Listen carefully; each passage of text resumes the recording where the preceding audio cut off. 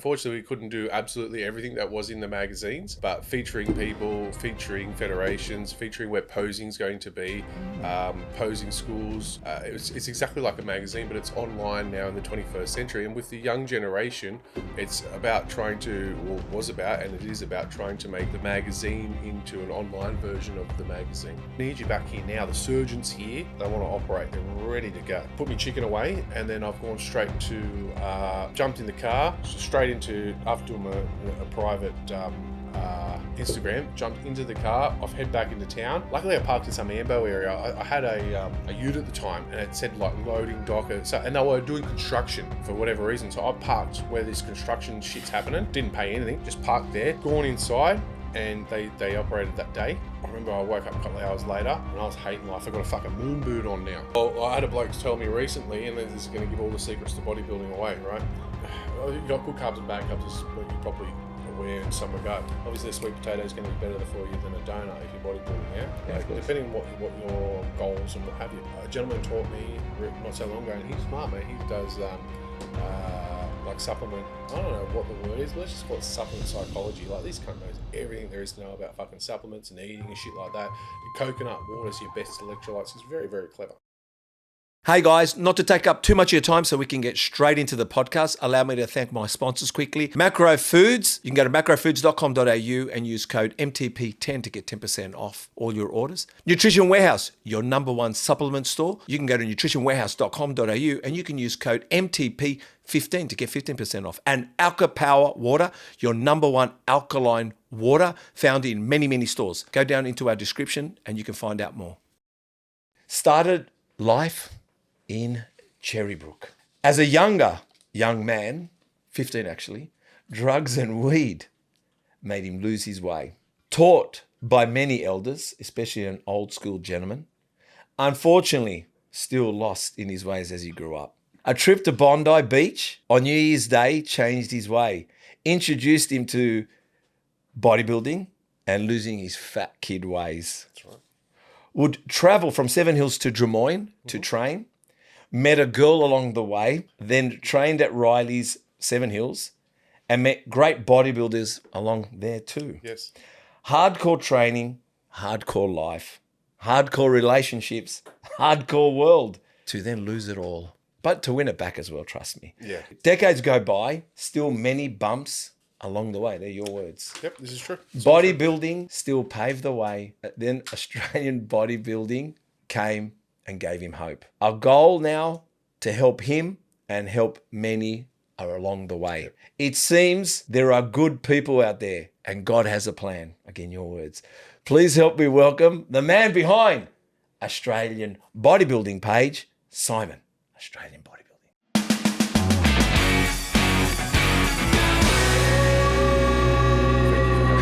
How are you, mate? I'm good. How are you? Yeah, very good, very good. Thank you for having me on your podcast. Absolutely my pleasure, mate. I mean, I'm glad, you're here. Mm-hmm. It's a reveal. He's coming out of the closet. I'm out of the closet. He's out of the closet, guys. They can see me. They can see you now. He can't walk around Camperdown Gym quietly anymore. No. It's all been revealed. Can't go to bodybuilding shows. It's all been revealed. All been revealed. Come up and get my autograph. My God, it's like me revealing the CIA. It's like the Central Intelligence Authority. It's been revealed. Wanted to keep it not necessarily on the down low, but in a sport where everybody wants the light shined on them, wanted to be different. All right. Well, tell me about that. All right, let's go with that. You wanted to be different. You didn't want the limelight shone on you, so you started this page. Is it, firstly, exactly where it is or where it needs to be today?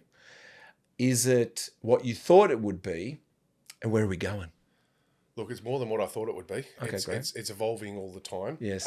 Look, when I first started, it was basically to help other athletes and federations to promote bodybuilding in Australia. Yep. And it just started growing from there. Like the whole idea was just to promote federations at first. This is where posing is going to be. Mm-hmm. This is where the shows are going to be. Yep. With that came seeing athletes and seeing some athletes not getting what I thought the recognition that they deserve. Yep. So I decided to start featuring athletes, and it just sort of grew from there. For a while, I was following more people than were following me. Ah, welcome to the club. Yes, but I pursued and I kept it going because I had belief that I was doing the right thing, and like I said, the idea was to sit behind the limelight and shine it on the people who needed the recognition. That, in my opinion, I thought those people should be getting the limelight shined on them. So that's where it started, and it's just evolved ever since, and it's just been growing and growing and growing. It grows by the day. Yeah. I feel blessed by God to be able to be running a page where I'm just evolving and growing and having people from around the world engaging. It's just an amazing thing, and I'm very, very blessed and grateful to be able to do this. So once upon a time, it was magazines, right? Yes. We'd walk into the news agency. Remember those days? Do you remember those days that everyone just lined up in front of the magazines? No one bought them. Everyone was reading them. Yep. It's amazing that the news agency allowed that. Hear me out. It's like someone sitting on a table and drinking a fucking coffee while and everyone's waiting for a table, and this one guy's sipping all day on a coffee, which was $3. And so, but we're all sitting in this news agency taking up space. It'd be like a lineup of guys. It'd be the muscle cars. Yes. You know what I mean? Street Machine. Yep. It'd be the bodybuilding magazines. Yes. And in the dark corner, we'd be in the porn where the black where Playboy was. And that's if they weren't looking. Well, we quickly what you do. You know what they did? You'd put a Street Machine magazine in front of the Playboy magazine, and you just sat there pretending you had the Street Machine magazine, but you're looking at Playboy. Yeah, right. Okay, that's it. Not that I know about this, not that I've encountered that, but oh my God, that story can go even further. But having said that, do you think that you are bringing back, and I feel like there's more to your page and should be, you feel like you're bringing back the magazine in a sense, but in the media aspect of IG 100% and social media? Yeah, go 100%. Yeah, tell me. So I think it's important. That was another idea. Like and you get a lot of sponsors too. Yeah, that was the other idea. Unfortunately, we couldn't do absolutely everything that was in the magazines, but featuring people, featuring federations, featuring where posing's going to be, posing schools. It's exactly like a magazine, but it's online now in the 21st century. And with the young generation, it's about and it is about trying to make the magazine into an online version of the magazine. It's the way things are going these days. So people don't get featured anymore. So to make a front cover on a magazine was the be all and end all. People at the news agents who weren't going to buy the magazine would see you. They would be looking and they'd be like, oh wow, and that's basically what it is. I remember myself personally wanting to be in a magazine, and one day I made a magazine, and it was an experience in itself. I was so grateful. What happened? I was doing IFBB Pro Elite with Paul and Carol. Yes. I came second in their particular show, and was lucky enough to be featured in, I think it's Muscle and Fitness magazine. Yep. So everybody who won or placed first, second, or third was featured in in this particular magazine. It goes all around the world. Yep. A couple of photos of me were in. Not my best photos, unfortunately, but you know what? To make a magazine was one of my dreams. And to be able to do that it felt amazing, So very, very grateful to be blessed to be in a magazine and to be at Paul and Carol's show. Wow. Okay. Yes. To be in a magazine. I mean, it is the thing. It is what we have in this bodybuilding world. I mean, I've never thought about featuring in a magazine. I never thought of even stardom. Not to say that this has given me stardom. Don't get me wrong. I would never have imagined me having a podcast, let alone being in front of cameras and talking to people. But it is supposed to be that way because of the person that I am, and I guess I like talking. But so how do the federations feel? How do the athletes feel when, and I'm assuming good, but how do they feel when you do feature them and they see themselves up there? And because I'm sure at the beginning everyone would have wondered, who's this person? Not person, but who's this page? What's his page want? It was same as Muscle Talks. And now we're getting people asking, can they feature or can they be on the podcast? Which is a blessing. I don't know how to say no to them, but are you finding now more where it was a bit like, I wish that person collabed, it would have been great. And now they're like, hey, do you want to do a collab together? That's exactly what's happening? Exactly what happened. Yeah, isn't that amazing? It's a good feeling. It is amazing. Yeah. And the same thing, I never ever thought in my wildest dreams that I would be on a podcast in front of cameras and things like that myself. And here I am today. Oh, it's wonderful. So I'm very grateful to be here, mate. Well, Well, I'm grateful. Well, look, let's go a little bit of backstory because we might as well go through the bumps of life and letting them understand you. So you grew up in Cherrybrook. That's correct. It's funny.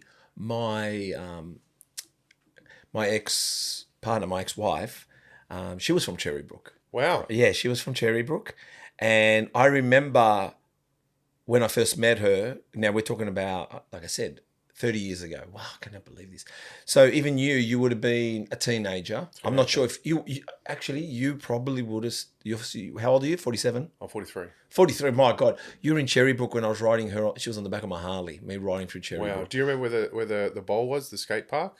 That was all my friends. Well, all I know is I probably rode past you. And you The were shopping centre. Yeah, you were probably hanging around there. So I said to, her name's Giselle, she goes, do you want to see where I lived? Mm-hmm. And we rode out there. And so we got on my hog. We rode out there. And but let's put a positive to the story. Giselle's out of my life, but I still got the same Harley, so it's okay. That's amazing. I still got the same Harley. It's a top story. My ruby red on red 1991 Fat Boy is still in my life. That's good news. Everything That's else really can good. go, but that's still in my life. But I had that before her, so there you go. So she came later, and this one sticks around. So having said that, it's a good story still. And I remember going out there. No joke. I was like, it just seemed like, in your 20s remember, this is 1990s. Mm-hmm. We've got no GPS. We've got nothing. She's just telling me, go on the M4, get off on this highway, go here, go there. And I remember going there and I just saw space. Like they hadn't even really developed a lot out there. You know what I mean? No, early 90s. And it was big blocks. Yes. And she lived in a housing commission herself. Right. Or lived in a housing commission. And she had four sisters. So it was 5 girls, all a year apart. Yes. With a single mum. Wow. And the house they lived in was this fibre home. And they had a pet goat. Okay. So they had a pet goat. This is early 90s. Yeah, this is 90s. They had a pet goat. Mm-hmm. Cherrybrook was a bit like, not farmland, but it was... They were developing it. Early 90s, they were developing it. Late 90s. It was still getting developed in the late 90s, so parts of Cherrybrook, between, say, Castle Hill and Cherrybrook. Yeah.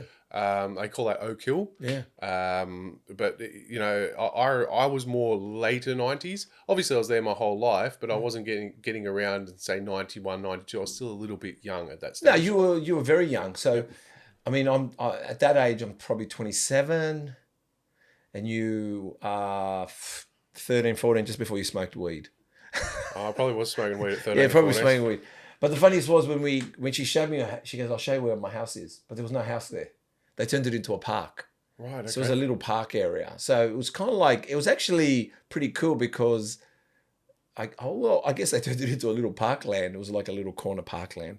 But that's my story with Cherrybrook and Pennant Hills. And all the friends were out there. So we actually always used to have to go out and visit there. So I used to go like, fuck, we go. And I lived in Marrickville. Right. So I'm thinking to myself, Jesus Christ, what a drive. So she would have gone to Pennant Hills High School. She went to Penno. Yeah. She went to Penno. She was a troublemaker. Yeah. Yeah, she smoked, she smoked cigarettes at the back of the, portables or whatever you want to call it. Yes. Oh, they were a menace. I think the sisters were like a gang. Yeah. 5 girls. They're called the Gill Girls. And yeah, they ran the show. So they ran Pennant Hills. It's amazing. They were probably on Most Wanted when you were there, probably. But anyway, that's just a bit of comedy. Again, not the funniest guy in the place. But hey, we said that. So there you are, drugs and weed, smoking weed. Is that why that? I wasn't a drugs and weeds kid at your age. Why were you a drugs and weeds kid? I think because we were so far away from things. So at that stage, there was no buses compared to what it is today. Of course, there was no buses, so you had to. Cherrybrook's expensive. If you wanted to walk, we had to walk to Penn Hills. Yeah, from Cherrybrook Shopping Centre. Yeah, go on. So you're looking at a 45-minute up to an hour walk just to be able to go into the city and things like that. Yeah. So a lot of Friday and Saturday nights, people were hanging around at the back of the shops and things like that. There was ovals there at the back of the shops. Then they built what they call a skate park. Mm-hmm. I remember when they were building it. I was just getting out of school at the time, and everybody who was anybody in the area would hang around. We wouldn't even leave. We would literally be in that area 24/7. Wow. Yeah, 24/7. Yeah. Hey guys, Steve here. I hope you're enjoying the podcast. I don't want to take up too much more of your time. You know the drill. We'd love you to subscribe. We'd love you to hit the notification bell. Why? It gets us out there, allows us to go and get bigger, better, greater. We've already had some great guests, as you know, but we want to continue this. We want to continue this journey with you. So if you could, hit the subscribe button, hit the notification bell so you're notified each time we put up a new podcast. Thank you for allowing me to take you away from the podcast. Let's get back to it.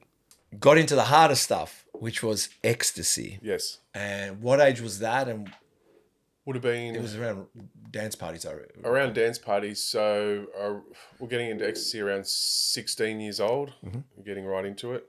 By 17, we were pretty much into it, going to dance parties. You know, there was the under 18s dance parties is where we started dabbling, and then going to the raves. And when you go to a rave, everybody back then was on something. Was it back then? Ecstasy as well was quite expensive. It was about $60 a pill. I remember being 40 a pill. Well, there you go. And they had specific names like White Dove. That's correct. Or Missambishis. Yeah. They had colours. Yeah. People didn't like the brown ones. Any dark colours people didn't like. They liked the lighter colours. And also, from what I'm hearing now, not that, but back then, one was enough.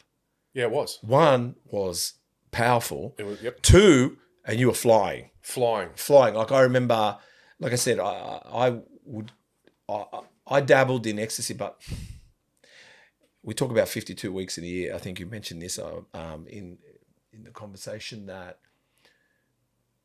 you know, I just did it when I went to the Gold Coast. It was my escape because in Sydney and even in the Gold Coast, we were, you know, everything. I was so, for 10 years, I reckon I had an eating disorder. Right.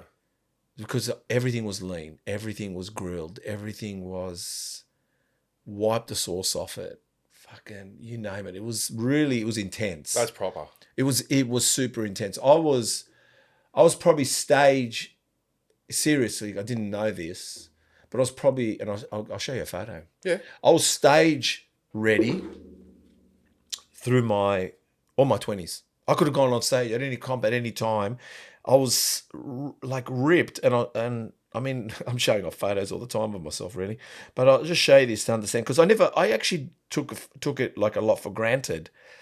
I just saw it as, so this is me, and I'm not big, but for a kid that's 22, and remember, it's a Kodak camera that you go to your pharmacy and get it developed. Right? Yeah, I remember that. But that was me at 22. You look fantastic, Steph. Yeah, but you got to think to yourself, look at the obliques. That was me. That's not even stage. Mm-hmm. And you can't see the like you can, but if you look at the detail in that shot, if you had a proper camera that would chop into it, like a proper digital camera, that was me for like a whole decade, from 20 to 30. I was just vigilant. Oh, clearly you can see you got good chest, good legs. Yeah. Nice and lean. Yeah, I was, and so in some ways I carry that in a way still. I still have, but going back to ecstasy, I found that was the cleanest way than smashing beers and smashing grog, and. So we'd go to Queensland and we'd party up on the White Doves up there, and occasionally we'd party here. But you were saying how you would then go to harbour cruises, and then obviously the 0055 number. So tell us a bit more about that, and then So getting to that, back then you had to call a 0055 number on the night. Yeah. You had to put like up to $10 in the phone, so you're constantly putting 50-cent dollar coins in it to keep it going, because they would have a big spiel about who's going to be at the party and all that sort of stuff. What and a that way was to make money. That was a lovely way for those people to make money. Oh, yeah. And they made out, like I said, out that back then the police wouldn't be listening and wouldn't be willing to spend $10 on a phone call. Now I think about it, of course they would be, but back then we believed it. Of course. You know, so we would go to any phone booth that we could find. You put all your coins and money into it was a telecom machine back then. God love it. Yeah, and you would wait to find out where the party was going to be, and depending on what it was going to be, it was how long you're going to travel. Like some parties were at the back of Liverpool. Yeah. And some parties were on the harbour on boats, and they were called Someone's on the Decks. Eventually, they moved to Homebush. Yeah. When they started going to Homebush, you didn't have to call a 0055 number. They started advertising where they were going to be. Look, we're going to be at Homebush. You'd have to go to the old record store. So we used to go to Castle Hill Records and buy our tickets. And tickets back then were expensive. I remember them being, $80, $90, $100, so it was a fair bit of coin, but by the time you bought your ecstasy pills and everything else, you'd be looking at a $200-$300 night to have a so-called good night, But you would see people at the raves, and one of the best things about, like, looking back at those days, is you would see people that you would coming from different areas that you wouldn't necessarily see at all, but because they were all congregating in the one place, you'd see people every 2 or 3 weeks, and you started developing friends just by going to these places. Also, I don't know I mean, there was a double-edged sword with ecstasy and with drugs back then. Firstly, ecstasy was a love drug. Yes. It was predominantly a love drug. Yep. You had Very it, euphoric. you were in love. Yep. Euphoric. You were so happy, so in love. And the funny thing is, it was kind of like telepathic too. You'd be engaging with someone, you see them across the dance floor, and you go, yeah, they're on it too. Like it was a eye-to-eye connection. Well, the funny thing is, these days you hear about fights. I remember maybe 10 years ago, young guys were telling me, because obviously they're way out of that now, and they were telling me about fights and people robbing each other in the toilets and things. And I'm like, this never happened when we were young. No. If you bumped into someone, like you said, it'd be so euphoric. You'd both be apologising to each other. Sorry, man. Yeah, hugging it out, and then dancing with each other, You'd be fucking seeing a girl across the dance floor, and you connect, and then you get over there, and before you know it, you're passionate because you're on your euphoric. That's New Year's Eve parties. It was just not even commitments. No one signed any contractual agreements. No one said that you got into my space. It was just like this euphoric dance over, dance, and see you later. I got lucky because back then the pills were coming from overseas. Yeah, that's so what they were. They were clean. They were probably coming from predominantly, weren't they? Come from England or something? England, Amsterdam, those sort of places. I'm assuming, but they were always called imports. There was no so-called locals. They came a little bit later. Yeah. And I got lucky. So by then, I started seeing. Not the girl we'll probably talk about later. The Morans fucked it, did they? Maybe. Yeah, you know what? Maybe that's where they were coming from when you think about the local ones. They kept saying they were made locally, but who knows? But It's later in the piece, but they were shit. We'll talk about this other girl at a later stage, one from high school. But when I got out of high school, I was very young. I was only 15 years old, literally just turned 15. That's a story in itself, and we can go there while we're here. Yeah. So end of year 9, for whatever reason, I took last 3 months off school, and before I left, I told everyone I'm going to America. I said, look, I'm going to America. It's going to be great. Blah, blah, blah. I told all the teachers I'm going to America as well. So everyone thought I was going to America. But you weren't going to America. I wasn't going to America. I was going to some bloke's house, and we were just smoking every day, I love that. So I say stories like that when you're 15. So after that, I went to my father, and I remember telling him during the school break, you know how you have December, January, whatever it may be off. I said, I don't want to go back. I'm not interested in going to school, and they were telling me at the time, if you're not working, you either got to work or you got to go to school. There's no ifs or buts. So I had to go back to school first month of year 10. And when I got there, I'm thinking, they're going to ask. They're going to know. America? Yeah, that's what happened. The teachers were asking me, how was America? And I was like, Disneyland was great. Had an amazing time. So I then left school. And then I started seeing, I suppose it's my first girlfriend at the time, she was still in school. I'd just left school. And this is not the girl we'll talk about later, the narcissistic one. This is just my first girlfriend. When I met her, I basically got out of the ecstasy. Like I might have did it for another 6 to 12 months. As I was saying, by 18, we weren't. I was late 17, 18, and was not doing it at all. We started getting into drinking. So drinking came into play because we could walk down to Liquorland, decent size, and some of our friends were working in Liquorland. $3 casks. It was so cheap back then, Casks, man. Lambrusco. Yes. The fucking Lambrusco get smashed. Yep. So we got into a lot of people started drinking as well. So a lot of people were still smoking weed, obviously. Some people might have been dabbling in the harder drugs. We weren't really dabbling in it anymore. We started drinking. And then look, it saved my life once upon a time, and I'll go there as well. Yeah, go. So This is yeah. So I was out, went out one morning. It was a Saturday morning. Actually, I remember it vividly. I can remember it almost. I don't want to say it was like yesterday, but I remember it like it was very, very recent. Went out in a car. It was a VT Commodore. This would have been 99. Yeah, around 99. It's not 2000 yet. It's around 99. So a friend of mine, Gianni, he had a girlfriend. Her name was Nicole. Now, Nicole had crashed her car or something happened to her car. It was a little day woo thing, We used to get around smoking weed and that all the time. And I remember Nicole actually really well. She used to ask me, because my girlfriend was from school. She didn't smoke. And I would go out with Nicole and she would ask me, she goes, doesn't your girlfriend care? I said, nah, she's cool. She knows I'm with her and blah, blah, blah, blah, blah. Anyway, Nicole ended up crashing the car, and they gave her a VT Commodore. It was like a brown, red, speckly one when they first come out. Obviously pretty powerful type car compared to what she had. So we went out Saturday morning. A friend of mine came over. He told his mum. His name was Gene. He was a bit older than me actually, so he was working at Hornsby. He had his own Mitsubishi Magna at the time. Anyway, he came over, and for whatever reason, we ended up in this car, and we decided to go for a smoke. So we're up at West Bennett Hills near Kunara Shopping Centre. There's a large hill up there. It's all houses now, but back then you could drive right up to the top. The reason we used to smoke there was because it was they'd put the streets in, but no houses yet. We could see the police coming. So if they were ever going to come and harass us, which they did. I thought it was the view. Yeah, it was a little bit for the view as well, but we could see them coming from at least a kilometre away, which gave us plenty of time to put things away and things like that. So I'm sitting in a car with Gianni, Nicole. Nicole was driving at that stage. So Nicole was driving. Gianni was in the passenger seat. I was behind Gianni. Yeah, it must have been. And Gene was next to me, my friend Gene. Now, he was a Māori fellow from New Zealand, and he was always telling us about a lot of his family were in gangs. Yep. A lot of them were in gangs. And we were in the car, and a couple of friends of mine pulled up. A friend I went to school with, his name was Muzza, and his cousin Harry, and they had a little Ford Laser. So we used to go cruising in the cross in this thing as well, like as young kids, late 90s, cruising through the cross. And they pulled up, and I was like, these people owe me weed. Like, no, not much, but they owe me a smoke. Like I've given them a smoke a few times. They owe me a smoke.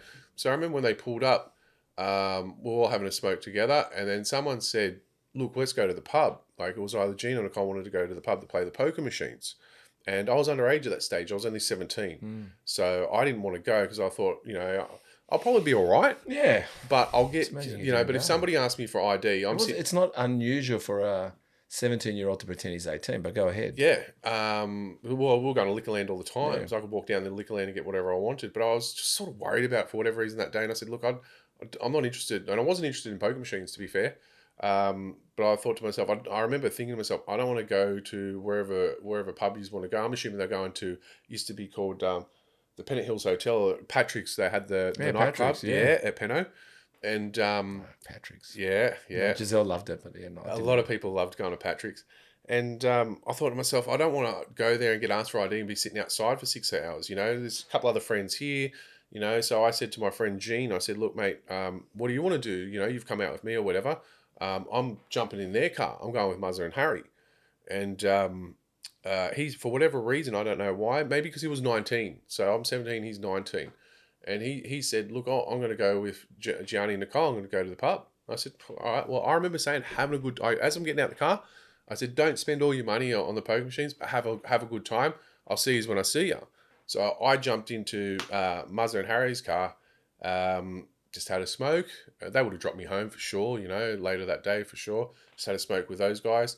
The next day came around. So that was Saturday. Sunday, I went up to the skate park behind the shops, and it was dead. Like it was...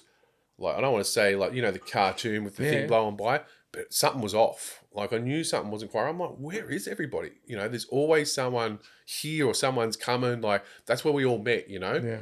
I didn't really pay much attention to it on the Sunday. I don't know what I did. Probably had a smoke with somebody else and went about my day. Monday came and I went to work. Now, I'm at work, working all day, get a phone call, I would say...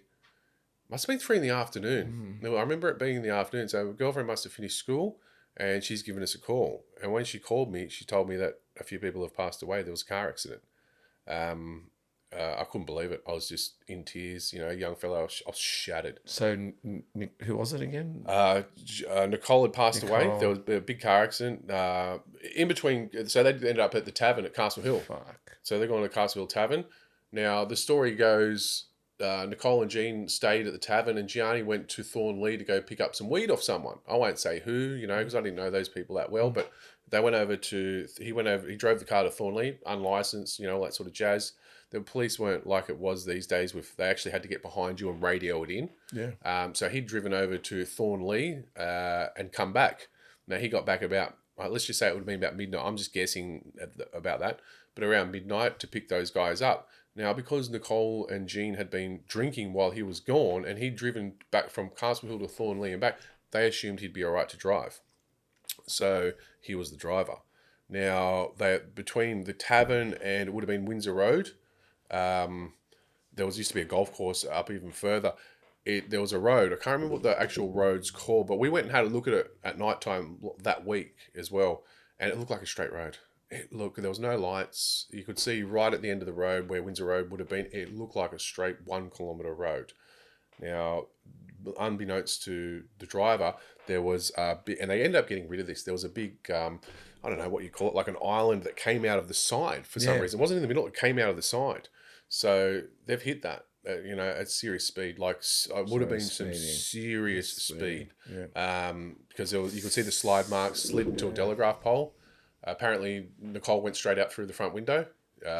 She didn't die on impact. Jean passed away on impact. He didn't have, because I saw him the next day at his home because he was mouldy. So the family has him inside the home, to grieve. And he just had a little mark on him somewhere. But the seatbelt had broken his neck. Apparently, when and I don't know this to be true, this is just what I was told. Apparently, when the paramedics and things arrived, Gianni would have been knocked out. Nicole somehow got up from behind a bush. So she was thrown from one side of the road to the other. And this car had slid 200 metres. Yeah. You could see the slide marks. Yeah. And it's hit a telegraph pole. And I reckon as it's hit the telegraph pole, it's sort of thrown her out because she wouldn't have had a seatbelt on.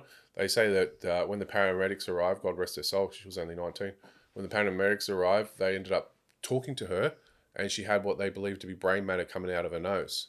So she was rushed to hospital. Oh, fuck. And unfortunately, she passed away the next day. It was a sliding door moment, man. So that would have been the Sunday that she's passed. And as I said, I found out Monday afternoon, 3 p.m. I was just shattered. Like, I was lucky. I don't say I was lucky. I was lucky. I got out of the car, to have a smoke. Like, I got out of that car. Does it give you shivers knowing that? Like, and Yeah. also losing. I've never. Hey guys, Nutrition Warehouse, your number one store for all your supplement needs. Visit in-store here in Australia or New Zealand, or go to nutritionwarehouse.com.au, or for our New Zealanders, go to nutritionwarehouse.co.nz, shop away, and at checkout, why not use discount code MTP15 to get 15% off all your orders. Hey guys, just want to thank one of our major sponsors, Alka-Power Water, as I cradle their 10-litre box here. alkapower.com.au. Go check them out. They're in your major retail stores, supermarkets, and please get yourself alkalined with Australia's number one alkaline water, Alka-Power. alkapower.com.au. Go check them out now. Hey guys, Steve here. Muscle Talks podcast. Just a quick shout out to one of our amazing sponsors, Macro Foods. You know how I feel about food. Food is very important to me. Macrofoods.com.au. Go check them out. And to get that little bit more off the price, use code MTP10 to get 10% off all your orders. Have you ever lost anyone like that, Chris, where they've said, see you later, got in a car, and then You never see them again? never see them again? Have you had that moment? Have you? I haven't. I've never really. Not exactly that, no. No, I've never had a moment where that must be so horrific, man. It was. Friends, see you later, and then they're dead. There was one that survived. So Gianni survived. But I think he was in hospital for at least a couple of days, and he wasn't hanging around after that. He just was not around for a while. Gene's family came over from New Zealand, like they flew over straight away. I don't want to get in tears talking about, but there were some serious gangsters from New Zealand there. Like, and they were doing graffiti as well. Graffiti we'd never ever seen before. They were doing Murals for him. yeah, but they were like tribal ones, you know, things that we knew. So we were doing pieces and stuff like that back then as well, but ours was regular type graffiti. These people were drawing like teepees and things like they were proper. They were proper. They were very upset. Wow, like well, I just that I mean, it was a little bit the wild west back in the 90s and 80s, but especially 90s. We would drink and drive. We would be high and drive. Oh, high and drive all the time. All the time. All the time. I was never good with weed. I hated weed. Weed, if I smoke a joint, that's it. You're never going to hear from me again. I won't even talk. You'll ask me questions. I'll go, like I can't talk. And I'm very paranoid. So in other words, if say we smoked weed here, I'd be pretty relaxed. But if you said, let's go down to Coles and grab some snacks, I go, no, I'm not leaving the house, man. Especially getting into a car with someone driving. And I've been in a car with someone who's smoked, and I've tried to drive home high. I would never, ever. So we were smoking that much back then. It was just like a cigarette. Yeah, that's what I'm saying. Like, but for me, no, it was. That's how it affects me now. Like I don't. That's one reason I don't smoke. It like the anxiety it brings on is just incredible. You know. Yeah. But back then, you used to, for some reason, tell yourself, "Oh, it makes me feel calm," you know, and relax. But it actually has the opposite effect. It doesn't. For me, like I said, it was a whole negative. I can only do it if I knew we weren't going anywhere and I was going to stay there for hours. So I can't even do it now. Like I don't. I think I tried it with someone a long. Maybe I'm drinking 5 years ago, 4 years ago, maybe, just with some and I put myself to sleep. That's all that happened. It's a horrible feeling. It is a horrible thing. It's a horrible thing. And also you realise you're out of control. It's an out of body experience of out of control. Yes. You can't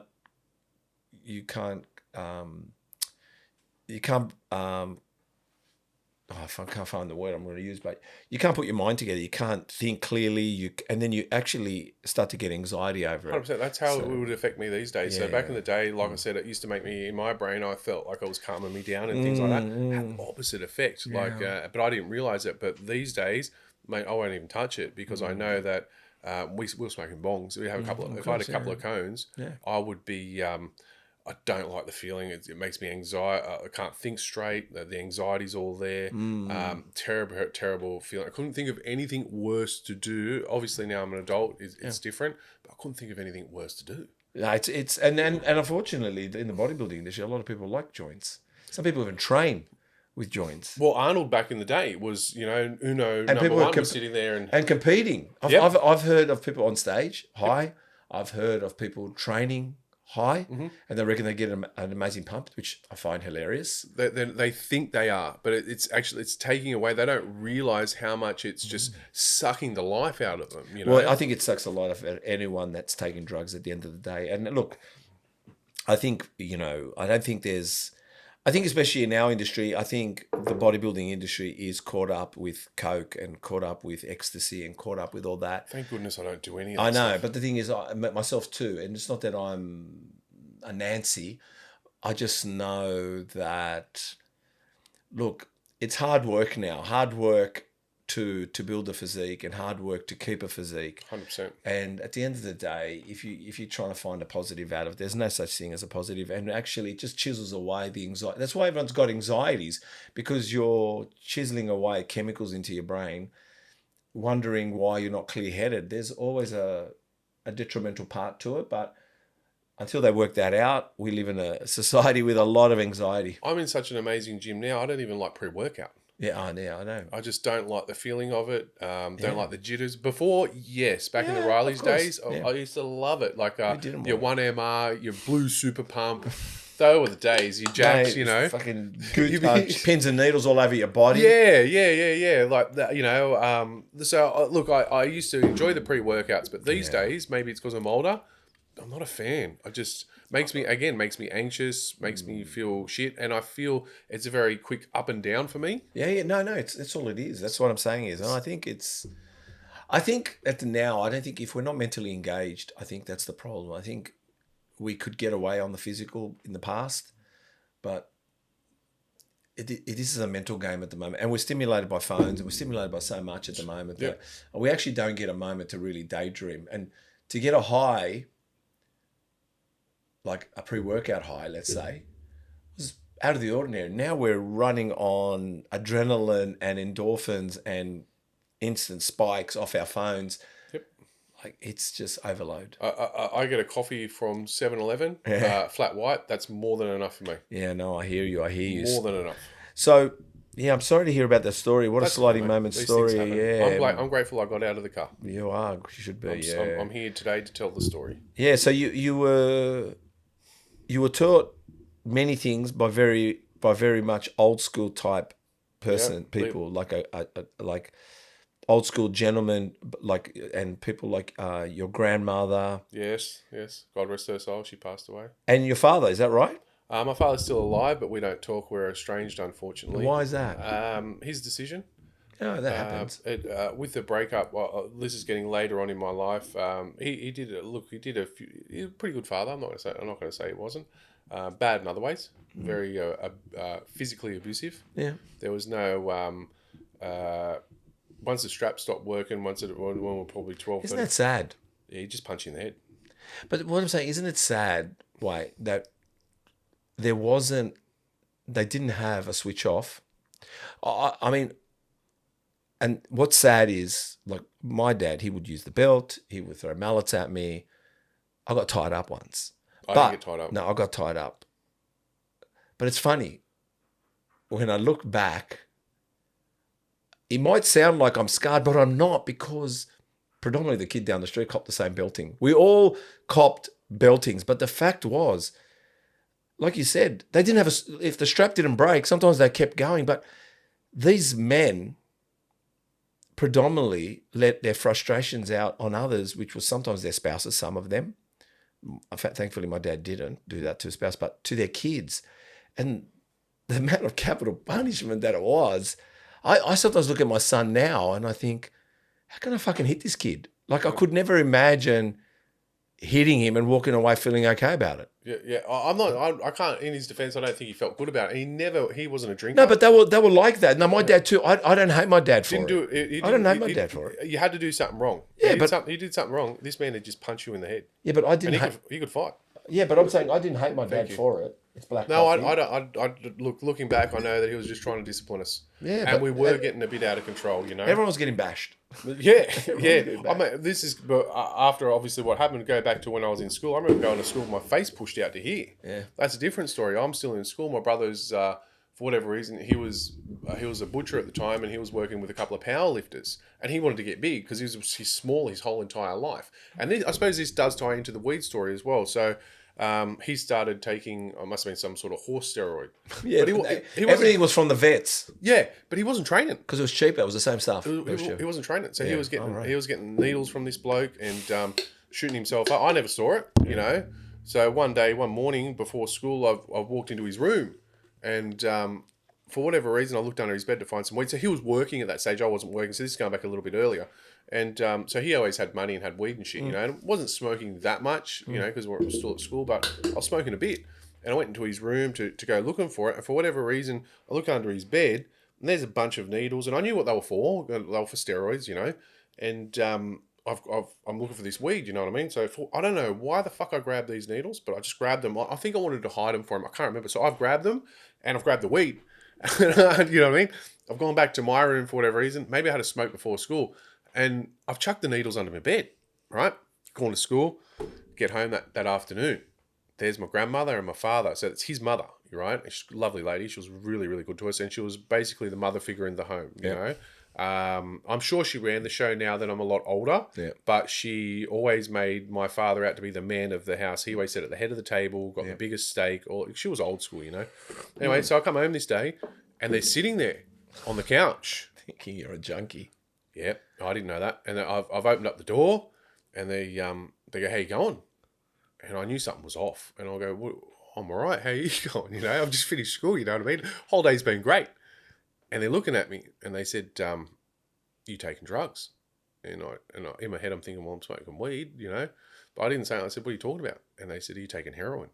And I've just said no, because I don't fucking take heroin. The old man's just got up, mate. And no word of lie. He's just got up, and he's just gone fucking bang. And I've landed. I've never been knocked out by a punch before, but I've landed a good meter. Mate, he lifted me off the ground. Easily lifted me off the ground. He had me when he was 21. Yeah. So at that stage, he would have been around. He was younger than me. He would have been around 38. And people thought he was a bikie, you know, just because he was old school. He used to hang around Doonside and Blacktown, and he had an old Bedford van. Everybody knew him around Blacktown, you know. They used to call him Bedford Brad. And anyway, I said no hesitation. He's just gone up and just gone fucking bang.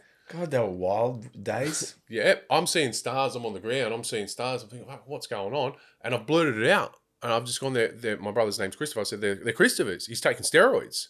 And you could just see the relief in him. They're like, oh, you know, because they thought he was taking heroin.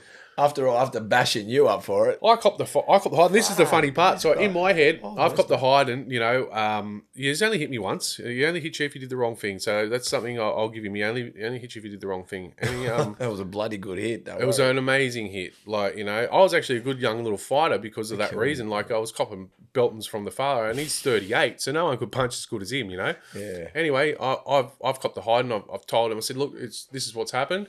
And they were relieved that, you know, they were obviously a little bit upset, but they were relieved because it was performance enhancing drugs in their brain, you know. I suppose it wasn't heroin. He's not going to get sick or catch AIDS is what they're thinking. Yeah, you know, remember the TV ads with the Grim Reaper and that sort of shit. So that's all drummed into their head, you know. And I thought to myself, fuck, he's going to cop it when he gets home. And I thought, mate, he's going to cop it when he gets home. You know, I was kind of feeling sorry for him when he got home. Because I'd copped it, and they, you know, empathetic. They didn't do anything to it. Was he the oldest? Yeah, he was older. He's supposed to cop it. The oldest. He was supposed to cop it. So for a while there, I was always putting on him, going, "You owe me one." You know what I mean? He owes you today. He's owed me today. I had to go to school like that, and I'm not kidding. Like, face pushed out here. I'm red, black, and blue. There's a slit there because he's hit me so bloody hard. He owes you today, mate. The teachers didn't say anything. The school, I remember the other students, like friends of mine, had gone, the old man's fucking belted him for something, you know what I mean? But back then, they knew you must have done something wrong. You know, you obviously done something wrong to cop a hiding, if that makes sense. So that was what it is. Unfortunately, we're estranged these days, and it's like later on in my life. That's his decision. It is what it is. It's sad in some regards. Yeah, it is. But it's just made me who I am into today, if that makes sense. My brother's lives close to him. They've got property down south, so they live between Goulburn and Nowra.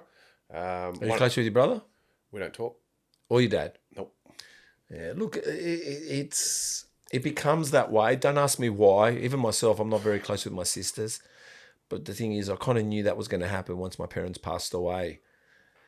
Look, you can pick your friends. Yep. You just can't pick your family. No, you can't. And at the same time, I have a saying.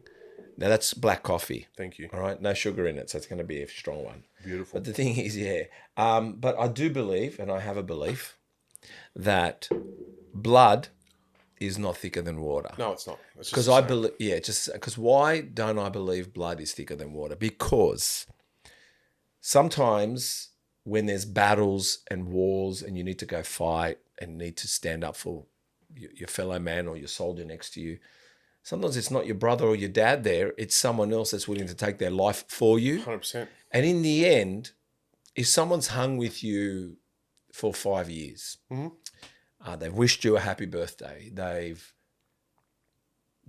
wished you a Merry Christmas, they've hung with you, drank wine with you or drank coffee with you or done whatever, and your family hasn't been around for 5 years, this is your family.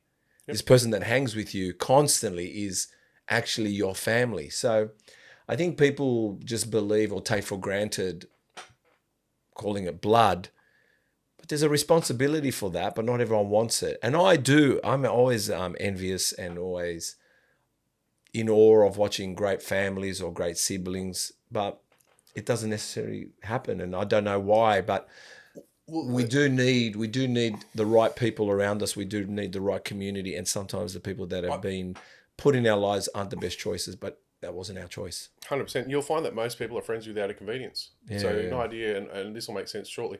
When I tell all the young blokes these days, you don't really have friends. You think you do, but you don't. And I go, remember primary school? Yeah. And you had your best friend? Where is he now? Yeah, 100%. He was only friends with you because you're in the same place at the same time, and it was out of convenience. 100%. Excuse me. In high school, it's the same thing. When you finish high school, everybody starts going their different ways. If these people really cared about you, and some friends you'll still remain friends with, there's no doubt, but most people it's just out of convenience because you're there. 100%. Now, in regards to my family, I'll just get onto that really quickly. Yeah. Like, and that things happen later, if that makes sense. But I called them out for it. You know, like why not? Why not? Like you did the wrong thing, and I called them out for it. They don't like it. And I've had to learn this. People don't like being called out, and it's easier for them to blame you, so they don't have to face themselves in the mirror, and they believe it as well. So they'll actually believe what they're telling themselves, so they don't have to face themselves. So this is why sometimes you might see homeless people on the street, and you think to yourself, as an empathetic person, like, why the fuck is this guy's family not helping him? Like, you know, because they don't want to face themselves. It's easier to call that person a drug addict or call that person a thief or what have you, and believe those lies, you know, that rather than, so now they can face themselves in the mirror at night. So when they go to the shower, they see themselves and they can face themselves, and they believe these things that they tell themselves. Well, everyone believes, I mean, this could go down a rabbit hole, but I've said to people, and sometimes it makes them frown, I believe we're all judgmental people. We are. As much as you want to believe we're not, we are. And it doesn't mean it's a bad thing. Again, I keep mentioning the bad thing is if you stay in that state when you've discovered the person and the person's pretty cool. So from a distance, you might think, he looks like a wanker. She looks a bit snobby. The first thing you think when you see a dark guy driving past in a Lamborghini is drug dealer. Now, that's what people think. But no one goes, he must have gone to school and gone to uni, and no one. Or he's an investor. That's right. Or he's got a rich dad. Yep. And that's. But the thing is, sorry, go on. We subconsciously judge. And people aren't tied into their subconscious. I've had to learn a lot of things along the way, and I've realized that. And a perfect example is making subconscious judgments. If a tradie pulled up in a Datsun and tried to sell you a home in Vaucluse for $48 million, your subconscious, like, you'd be judging him. You think something's not right. And we still do that today. We still do it today. But what I found is the biggest one that pisses me off and kind of annoys me is the people that act like they're philanthropists, the people that act like they're kind, they're giving, they're there, but they're not. And to be honest, the only time you know you're with someone or you are there is because you're not answering to them. You're answering to your higher power. You're answering to God. Yep. So in other words, when I hear people, suiciding, I can only imagine the amount of people that didn't listen, because they keep saying, "Oh, he should have spoke to me." They probably did. They probably didn't speak in the language you wanted to hear. Yep. They probably didn't say it out loud what they were thinking, what their problems were. But at the same time, it's all too late when you say, "I wish he came to me," or "I wish she came to me," or "I wish I was there." It's just that people aren't there. They act like they're there. They act like they're going to call you every week. They act like they're going to be your best friend. They act like, but to be honest, they're predominantly satisfying their own ego. 100%. It's all about their own ego, and they want to believe that they've run you. And when they're telling you advice, they're listening to themselves, and they've got party poppers going. Yep. They don't realize it, but they've got party poppers going like, "Look at me, I know so much, and I'm going to motivate this person." When in the end, if someone's in a dark place, sometimes you've got to find out how you help them in that state, in that moment, to navigate through a dark space without telling them change your attitude. Yes. Does that make sense? So what I'm 100%. trying to say to you is, you can't tell someone sad, just be happy, and you can't. And my biggest pet hate is when someone says there's worse in the world. Yep. To me, that tells me, does there have to be worse in the world so I can be happy? Well, they're already making a subconscious judgment on your level of problems versus somebody else's level of problems. So yours not as important. That's what they try to do, but you don't realize that That's the worst thing you could hear. 100%. And I say to them, sorry to interrupt, I say to them, but I don't want anyone to be worse than me. Neither do I. But these people believe they're happy, there's worse in the world, to make them feel either happy for themselves or to make me feel like my problem isn't anything that bad. But it's bad. Like, I think if you dropped your glass of water, like if you dropped your, like my girlfriend, she dropped her coffee and then she just started crying. Crying over spilt milk. Well, maybe, but no, it wasn't really, but it is, but it wasn't, no. She was on a walk with her dog. Her dog pulled to go to another dog. She dropped her coffee. But the coffee was the breaking point of the person that's not happy. Yep. So instead of saying it's just a coffee, you just say, oh, that's really shit. I'm so sorry. Let's clean that coffee up quickly. Get another one. Let's go get another one. And if they don't want to get another one, say, what a shit moment. Like, I hate spilling my coffee. Like, just sit in the coffee fucking moment. Yep, that's right. As long as, because there's nothing else you need to talk about. 100%. There's worse in the world. No, don't worry. It's just a shit coffee time. People don't mean to be assholes, though. But they're assholes. They're everywhere. It's but they're even bigger assholes because they believe that they are gurus.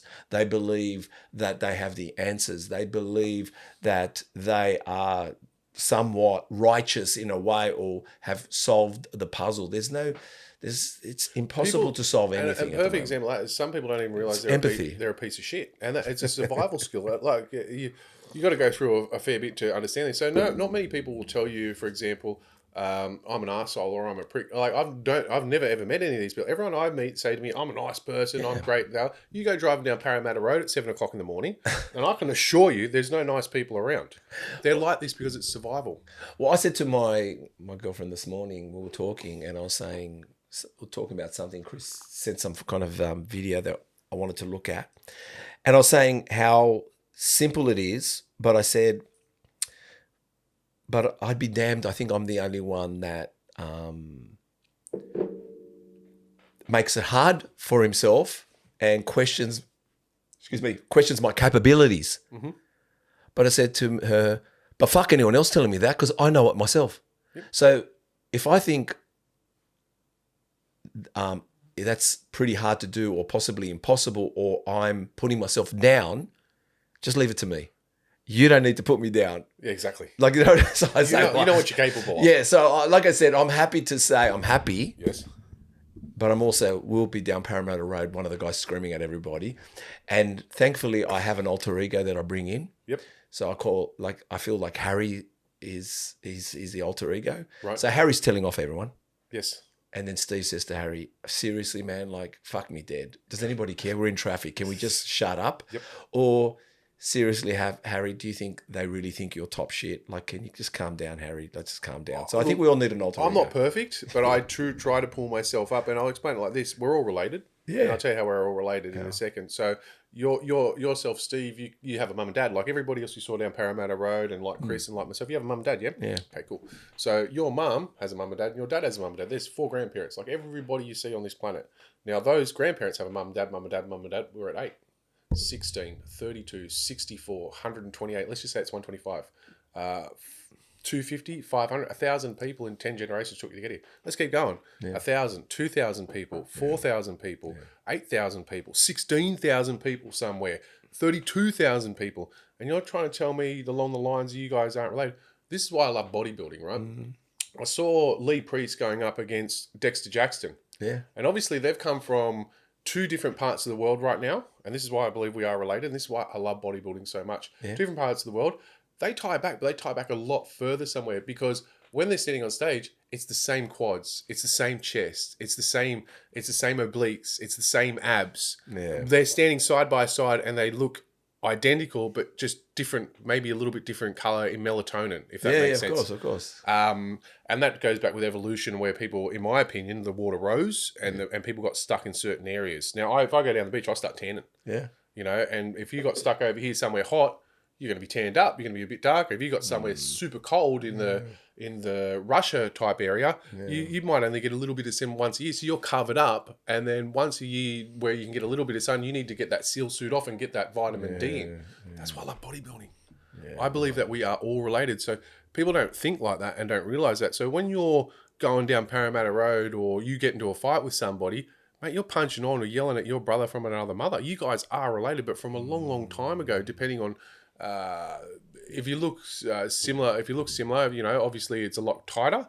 But if you look completely different, it's a lot further away. But you're still your brother from another mother, mate. You guys are related, and you're fighting over the silliest shit. Yeah. Like, you doesn't want to let some bloke in to save, like, what's you going to save? You're probably not even going to save anything. You might, and if you were going to save something, what was it going to be, 5 seconds? Yeah. Just let him in, man, or let her in, you know? Or at least talk to your alter ego and tell it to calm down. Because like I said, there's moments where I'll be fucking calling myself a piece of shit in the shower because things aren't happening. It's like a struggle. And then again, Steve will come in and go, Harry, man, calm the fuck down. It's enough. Enough. And then it's funny because that's what I'm saying is if we just allow this one ego to run wild, you just need, I think we all need to find our alter ego to pull ourselves in and no one else to pull us in. 100%. You can only pull, like I said, and that's what I do.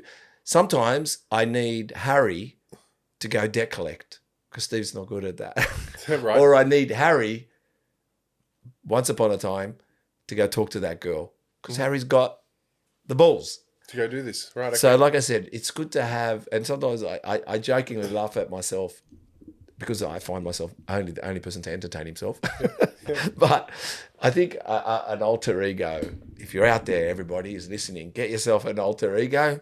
They're a lot of fun. I might need one. You should do it. I don't necessarily have one. I just pull myself up, but maybe I do need an alter ego. It's like I said, it's I've called him Harry. I don't know why. I just called him Harry. I thought it was a great kind of Greekish, because I've got Greek background, name.